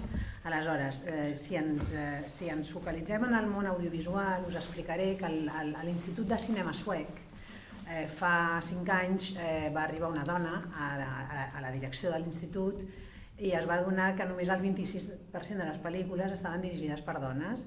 Aleshores li va semblar escandalós, més li semblaria si fos un 10 com aquí, però bueno, i va decidir canviar les coses, amb voluntat. Va engegar un pla d'acció, no va aplicar ni quotes ni lleis per modificar res, però sí que va activar un pla d'acció que anava atacant totes les fal·làcies que d'alguna manera la gent... No, és que no hi ha directores, no puc contractar una directora perquè no existeix un directori. Va fer un seguit d'accions i en 3 anys va aconseguir que aquest 26% es convertís en un 60%, va aconseguir que les pel·lícules sueques guanyessin més festivals internacionals de prestigi que mai i va aconseguir que l'imaginari cultural suec canviés, és a dir, que el cinema suec canviés. És a dir, no només més qualitat, sinó que molta més diversitat. Per tant, jo, estant d'acord amb el Lluís, que òbviament no es tracta de censurar, però sí que jo crec que es tracta de donar veu al punt de vista que no la té, que és el punt de vista de les dones, de les autores, de les directores i de les creadores. I d'aquí uns anys et garantitzo que en un país menys desenvolupat que nosaltres, algú en una taula rodona dirà hi va haver una noia que es deia Míriam que va aconseguir que el seu país passessin del 10% al 30%. I a més jo crec que és un dels... Tenim 3 preguntes. Realment és un repte important i que jo crec que tots hauríem de ser molt més conscients. Sí. Bona tarda, em dic Maribel i porto molts anys en grups de dones i tot això. Jo, aprofitant que tenim davant gent que són dels continguts i de les difusions dels mitjans audiovisuals i tot això, sí que tothom som conscients de la influència que poden tenir en la vida de molta gent, el refugi de moltes dones és la tele, això, la influència que poden tenir les pel·lícules o els arguments d'això. I en aquest sentit sí que voldria fer-vos una suggerència. Són treballs molt macos, absoluts. Però vull dir, a veure, es treballa molt el tema de plasmar el conflicte, com la dèieu aquí, treballar-lo, l'entorn, el context, la imatge més menys, el tracte, tot això. Però penso que, jo no dic que no sigui, però m'agradaria que fos més preeminent l'indispensable rol que juguen la complicitat de les dones amb les dones víctimes de violència per poder sortir del conflicte aquest. Sí, és veritat, hi ha serveis, però moltes dones sobreviuen el dia a dia perquè tenen la veïna, perquè tenen l'amiga, perquè tenen la confident. Que si vols, de la mà de l'amiga aniran al CIE, aniran a posar-se en mans d'un servei, però que possiblement, abans de sortir de les 4 parets, que amaguen molts plors i molt silenci, necessiten necessàriament aquesta solidaritat necessària. Llavors, m'agradaria també que això pogués, com una suggerència de continguts que heu demanat abans, plasmar aquesta realitat, perquè hi és, vull dir, hi és. O sigui, el diagnòstic tenim l'estudi, que si tendències feministes per llibertat i lleis, que hi han de seguir, no ho discuteixo, però que a l'hora de plasmar la realitat s'ha de fer un treball bestial de visibilitzar-la. Jo no dic que no, però jo endavant un pas més, que és no sols el rol institucional dels serveis i l'atenció i tot això, sinó sobretot la implicació necessària de la societat. Hi ha la complicitat de moltes dones, però també es demana cada vegada més la tolerància zero per part de veïns, per part d'amics, per part de familiars, tot això. Doncs és una suggerència que poso damunt de la taula. No sé si la persona més institucional de la taula, que és l'Oriol... El meu terreny és el de la ficció, però jo penso que Televisió de Catalunya, i ho intentem, no sempre estem a l'alçada, com deia abans, de generar debat sobre aquest tema i de donar eines, sobretot, a les persones que estan implicades en aquestes situacions. És cert que trobo a faltar potser aquests debats que fèiem, també teníem aquest senyor, el Paco Escribano, que estava a la direcció, on generàvem aquests temes i que eren molt interessants perquè teníem diferents punts de vista i es podien arribar a generar debats molt interessants. És a dir, que recullo aquesta proposta perquè és cert que trobo que és convenient i necessari fer divulgació de tots aquests problemes socials i intentar, no tenim la solució, però si més no, donar veu als diferents col·lectius perquè puguin exposar-ho. I sí que, recollint una mica això, és a dir, el problema principal jo penso que és educatiu, és a dir, el que s'ha de fer és una xarxa a escoles, és a dir, sí que parlem de sexe amb els alumnes i demés, però de violència de gènere jo crec que no hi ha un...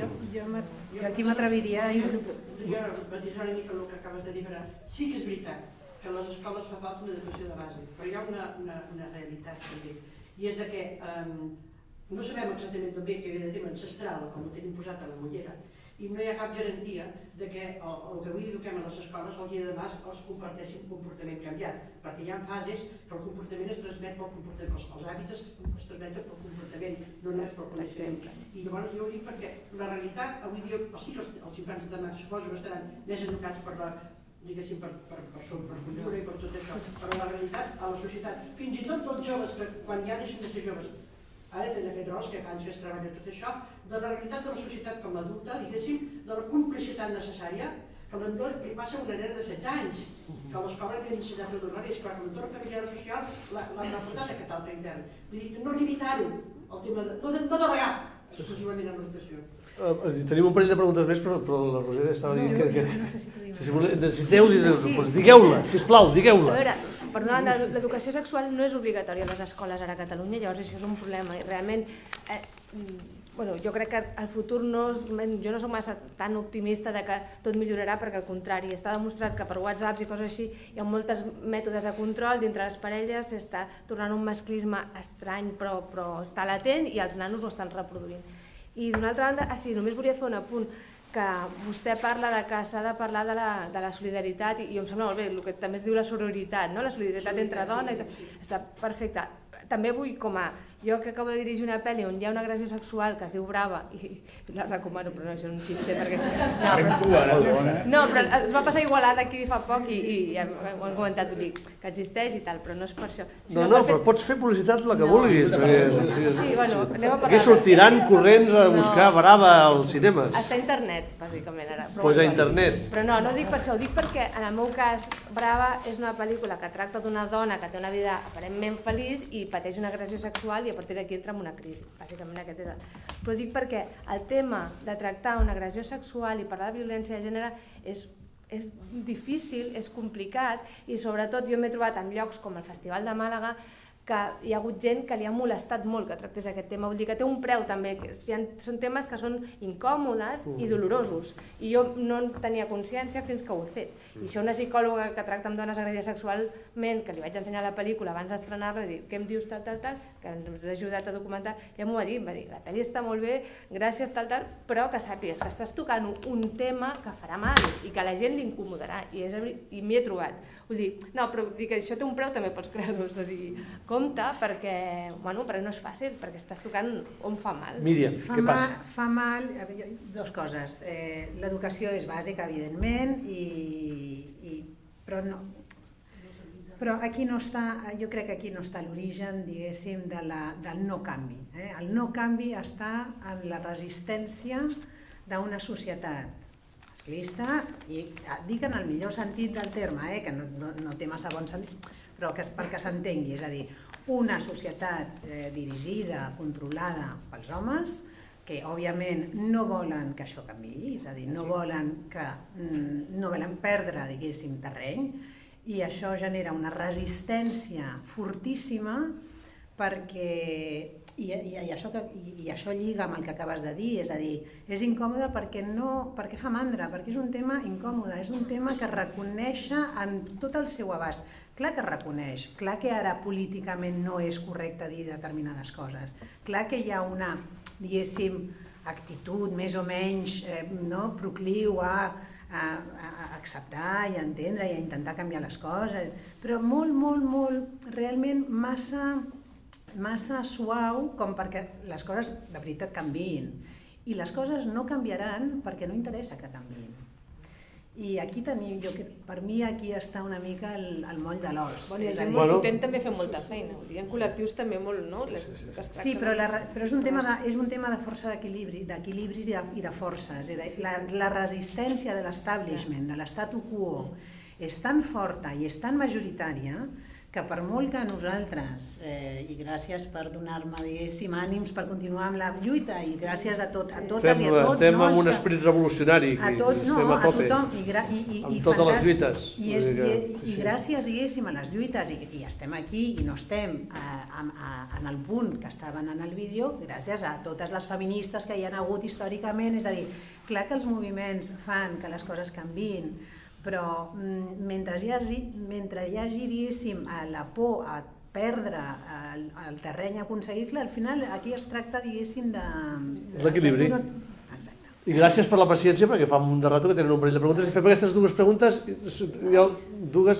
tenim 10 minuts, encara 10 minuts, amb aquest fred. No, però llavors tens 10 minuts, tens 9 minuts, fins on tens 9 minuts i un minut per ella.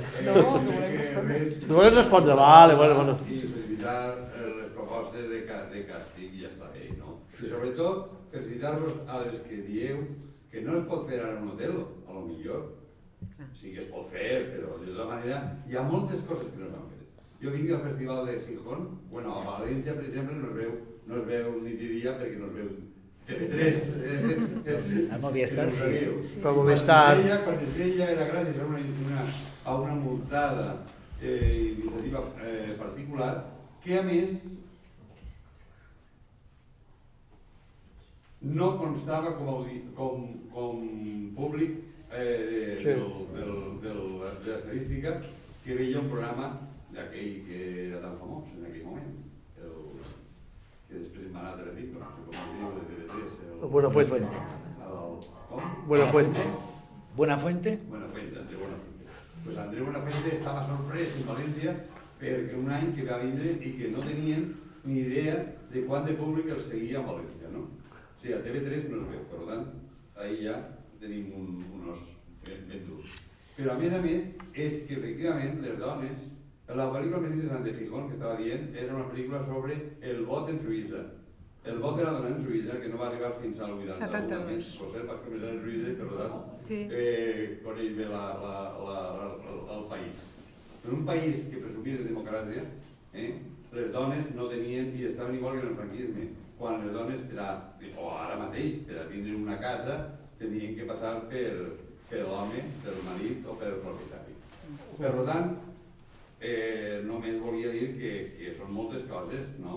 Que enhorabona a la taula, però que són moltes coses. I moltes coses que passen per l'escola, que passen per l'educació i que passen per, sobretot, l'educació en el sentit de que ara ella fa brava, que és meravellosa, jo sí que puc fer publicitat, i a més està rodada en una productora valenciana i en València una part, i dir-li que el mercat no vol aquestes pel·lícules. O sigui, el mercat obliga, el mercat és masclista com tot el que es diu que és masclista. Què diu el mercat? El model és el Clint Eastwood, i per tant tots tenim que fer Clint Eastwood, encara que sigui una dona fent de Clint Eastwood. Quan una dona és brava, no agrada. Ja no agrada. Ja no té, no és que no agradi, no sols no agrada, sinó que a més no té el mercat en les seves possibilitats del mercat. Jo, per tant, l'únic que volia dir era felicitar-vos a tots vosaltres, perquè esteu meravellosos, donar testimoni de València i dir que si no se canvien totes aquestes coses de les lleis, de les penes que estaven dient, de la producció, de la manera de pensar les coses, és impossible. Lluís farà un esforç monumental i tots els fareu i Roser us farà fent brava i faran coses, però el fotut problema continuarà estant en l'estadística que trobem cada dia. Hi ha una pregunta i tu volies fer un comentari. No, una reflexió, i a més recullo i coincideixo amb tu que la taula és una taula magnífica, destacant pel moderador. Però... M'agrada dir que s'ha parlat molt del contingut però molt poc de la indústria, i és a dir, estem en una indústria totalment masclista i sí que és veritat que ara mateix els personatges femenins han crescut, però tot això té una arrel base que és hi ha una quarta onada del feminisme i una quarta onada que el capitalisme ha agafat i s'està aprofitant, és a dir, al final qui està darrere de tot això, qui són els productors que són homes, guionistes que són homes, realitzadors que són homes i nosaltres realment no estem generant aquest contingut. És a dir, jo soc dona, soc estudiant i sincerament veig una indústria que sí que està de cara als altres i s'està omplint la boca que estem fent moltes coses, però realment qui està darrere són homes. I a mi, sobretot que els dos homes que estan a la taula, doncs també, no? Gràcies. Però millor per ells. Que em diguessin com veuen el futur, no? Perquè al final a la meva classe som 32 persones i només hi ha 4 homes. I és com... Deixa'm dir alguna cosa. No, deixeu parlar els homes. Deixeu parlar els homes, home, una mica de... Mira, a Sitges, al Festival de Sitges em van demanar que si podia fer una visió de com seria el cinema d'aquí 5 anys, el cinema català, no? I dic, ostres, quin exercici més complicat, quina por, millor dit. Aleshores, vaig fer el comentari que jo trobo que el poder de la dona en el cinema, per mi cada vegada és i serà més evident. Jo estic veient els projectes que hem rebut a la darrera comissió de ficció, vull dir, no estem a la paritat que voldríem, però d'un-n'hi-do, els projectes que venen liderats per una dona productora, per una dona realitzadora i per una guionista. Tampoc ens hem de... A veure, és una discriminació que ha de ser positiva sempre, perquè dius, home, que bé aquesta mirada, perquè convé. Però la realitat és que cada vegada trobo que, primer, és un tema de formació, és cert que també hi ha moltes escoles de cinema, sí, i que ajuden a que tinguin accés a aquest entorn, però que d'un-n'hi-do el que està pujant. I quan vaig fer el meu pitch allà a Sitges, deia, jo estic convençut que d'aquí 5 anys això serà així, és a dir, que hi haurà molt més cinema femení des de tots els àmbits de la producció. Costa, és a dir, costa perquè nosaltres portem molts anys treballant, hi ha hagut anys que dius, ostres, mira, hi ha de 4 pel·lícules nominades als Goya, la millor pel·lícula, 2 són dirigides per dones i 2 per homes.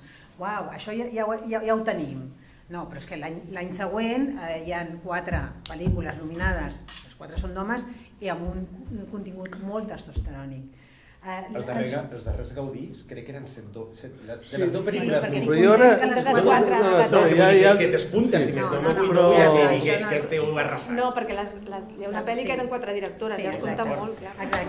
Exacte, la mitjana de presència d'estudiants noies a les universitats catalanes de comunicació audiovisual és del 64%.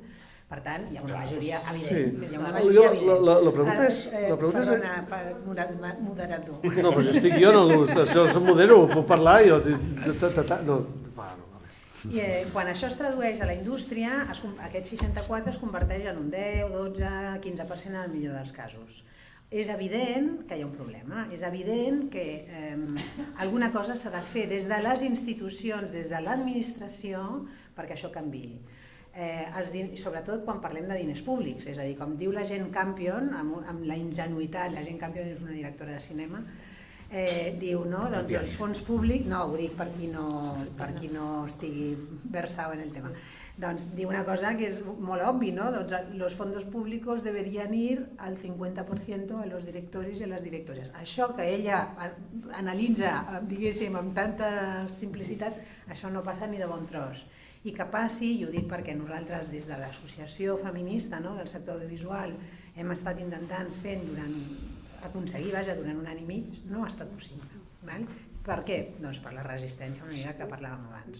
I després només una cosa que vull dir, ja és una cosa personal, però lliga amb la pel·lícula suïssa de la sufragista i lliga també amb el que deies ara, Oriol, de les pel·lícules de dones o de no dones. Jo, per la raó que sigui, no es tracta de parlar de mi, jo he produït 5 biografies de 5 dones històriques importants. A mi, els meus companys productors em diuen, sí, clar, tu, com fas pel·lícules de dones, no? Jo no t'ho dic, això. No, tu no. No, però crida l'atenció perquè estem parlant de 5 dones com Clara Campoamor, com Concepción Arenal o com... Vull dir, no estem parlant de...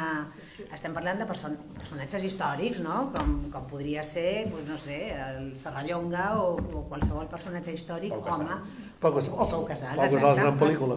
Exacte, o Pau Casals. És a dir, el Paco Escribano, que és el productor de la pel·lícula de Pau Casals, ningú li diu, és que tu fas pel·lícules d'homes, però jo que he produït una pel·lícula sobre la dona que va aconseguir el vot femení a Espanya, em diuen, clar, és que com tu fas pel·lícules de dones... Jo crec que això ens portaria a un altre... Això que planteges tu, ens portaria a un altre tema, que jo no sé si és una qüestió d'homes o dones, o una cosa que jo crec que va molt més al fons, que és la mirada, la perspectiva femenina, la perspectiva de la dona i la perspectiva més masculina. Estem absolutament acostumats a veure el món amb els ulls dels homes.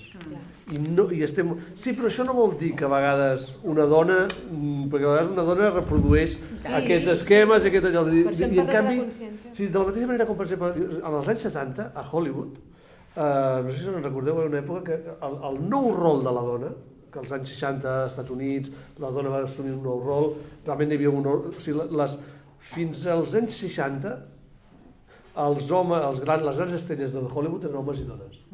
A la dècada dels 70, Hollywood no va saber com retratar aquest nou rol de la dona i si us en recordeu, en l'època aquella que totes les pel·lícules les feien el Robert Redford i el Paul Newman perquè no hi havia estrelles femenines, perquè Hollywood no sabia com retratar aquella dona, que era aquella nova dona, que era el nou perfil de la dona que era el que estava naixent a la segona part del segle XX. Jo crec que ara això, que era aquest rol que va assumir una mica en la societat, jo crec que ara el reclama i el reclameu com a creadores.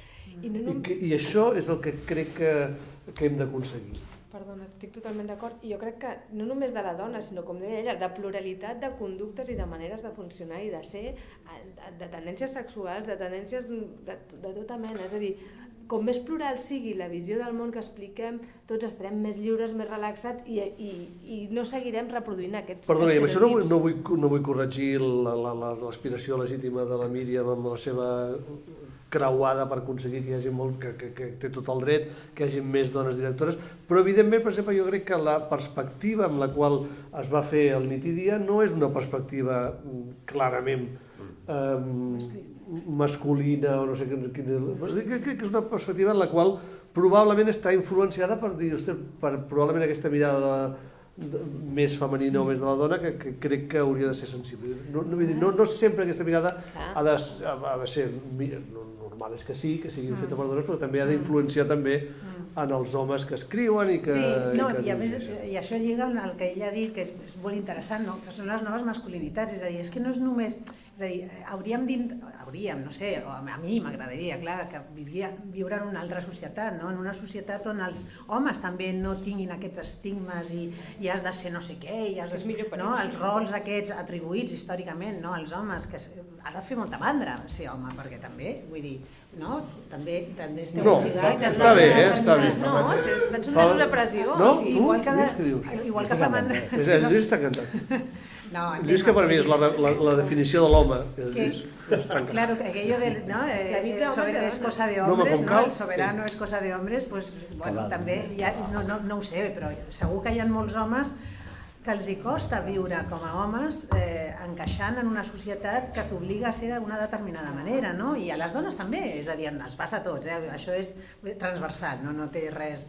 Per tant, estaria xulo, seria molt fantàstic si poguéssim, no? Això, de mica en mica... No, és fantàstic perquè he començat parlant de molta violència i hem acabat parlant de molt amor. Perquè hi hagin més masculinitats i més feminitats. Ara sí que he acabat. Molt bé. Escolteu. Una cosa, és que no és veritat que la majoria de les històries les escriguin homes. O sigui, es diu, ho sento, però, jo què sé, potser és una mica més. Hi ha un problema de... Perdó. No, el que vull dir és que en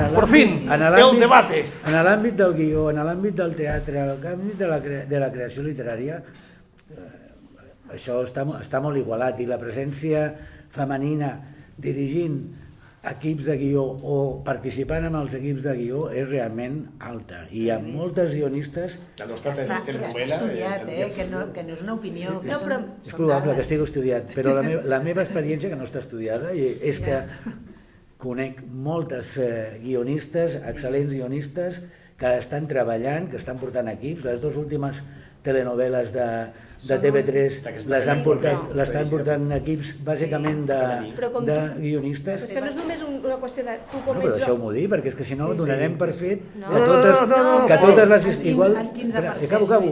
És que vull dir una cosa. El 15% dels guionistes no són dones. No. En cinema, potser. A televisió, t'asseguro... I en literatura igual, en literatura no canvia.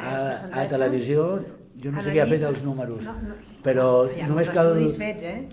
Però un moment, igualment, que tinguem una percepció diferent, no equivocats. Lluís, però una cosa... Mira qui escriu les sèries de televisió a TV3 i compta quantes dones hi ha i quants homes. Les que tu coneixes són aquest 15%, o formen part d'aquest 15%. Però es coneix el 15%. Es coneixen menys, són menys visibles. No, i també hi ha també és el de la mirada. És un tema de signatura d'obres. El que no es coneix... Però el sexe i gènere tampoc no vol dir el mateix. És el que tu dius, tu potser escrius des d'una mirada que tu és masclista i una dona sí. Vull dir que tampoc no és ben bé això, és una qüestió de com expliques el món. El que vull dir és que hi ha realment moltes dones escrivint. Com? Perdó. Sí, exacte, gent que posa els diners i que decideix, o sigui, al final, sí, potser tu escrius per no sé qui, però els continguts potser no els decideixes entre tu. No, i potser ell ho fa molt bé, però... Reedició del guió, si un home et diu...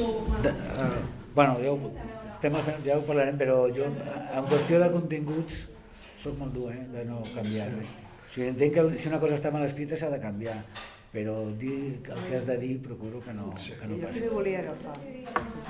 I ja per acabar segurament, si vols fer Bueno, no, llavors tu determines... Clar, ara s'ha demostrat el regulador. I ja havia per acabar. Vale, per acabar això, perquè crec que tenim ja un límit de temps, no vull fer de model. Bueno, és que ja hi ha una pregunta, però tu fes el...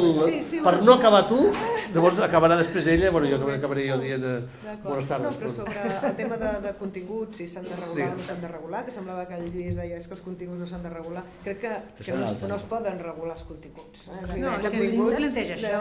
Els continguts flueixen com va fluint la vida i en funció de com... Vaja, mai es poden regular continguts, vull dir, els continguts són infinits, no? I per això nosaltres el que no podem fer és de censors, en cap moment. Nosaltres analitzem els missatges i com s'emeten a posteriori, i és a posteriori, i no tant amb voluntat sancionadora ni reguladora, sinó pedagògica.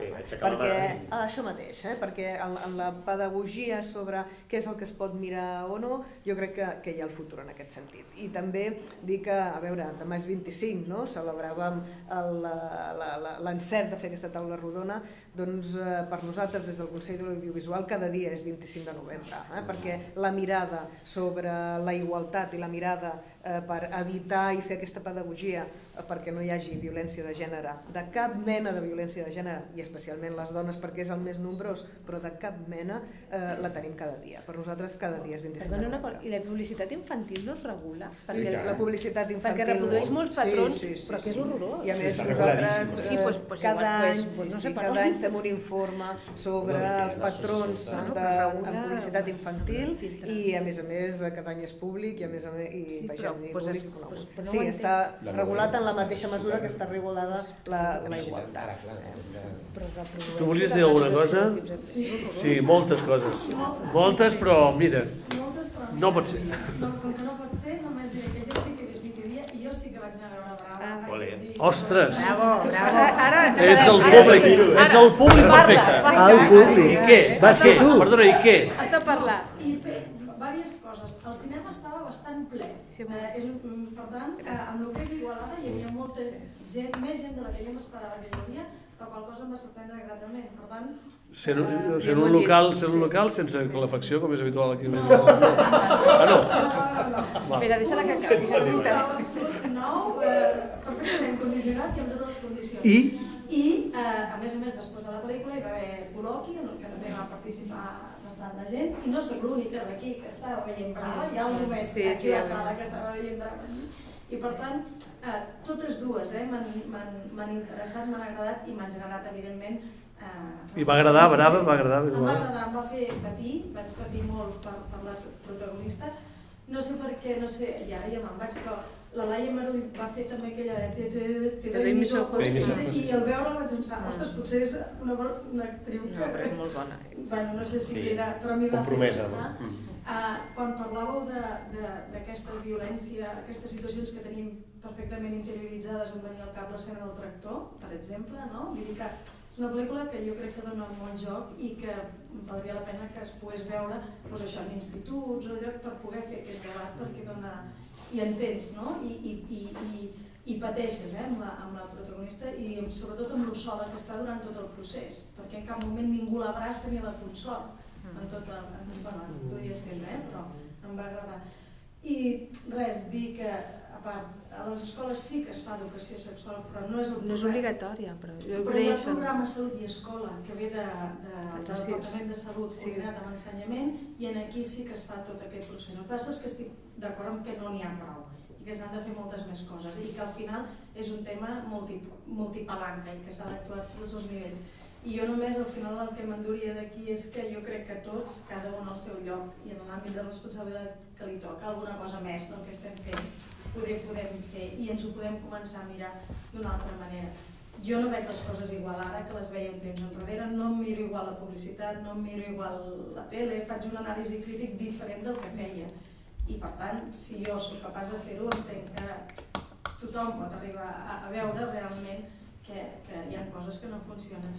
I l'últim és aquesta campanya que ha sortit ara del Jo també, o el Me Too, ha tingut una campanya que és la dels homes que s'han adherit i que diuen què faré jo o què penso que puc fer jo per canviar o per ajudar a millorar, no? I això m'obre una mica, em fa pensar que hi ha alguna esperança, perquè quan sento la Míriam una mica, em desanimo una mica, però que aquí hi hagi... A mi em passa. Amb altres temes, no amb aquest, amb altres temes que en parlem de l'associació i tal, també em passa. No, però el fet que hi hagi, doncs, per un cantó, primera, clar, hi hagi un munt de dones ara que s'hagin atrevit a visibilitzar que han sigut assetjades, però per altre cantó, que hi hagi un grup d'homes que se'n fan ressò i ho entomen i proposen, doncs em sembla que és un petit. Clar, doncs escolta, és un tema comú, social, de tothom. Escolta, mira, no estàs a la taula, però crec que el que has dit és un bon colofó final per tancar aquesta sessió i agrair-vos a tots i a vosaltres la paciència i l'amabilitat d'escoltar-nos. Gràcies.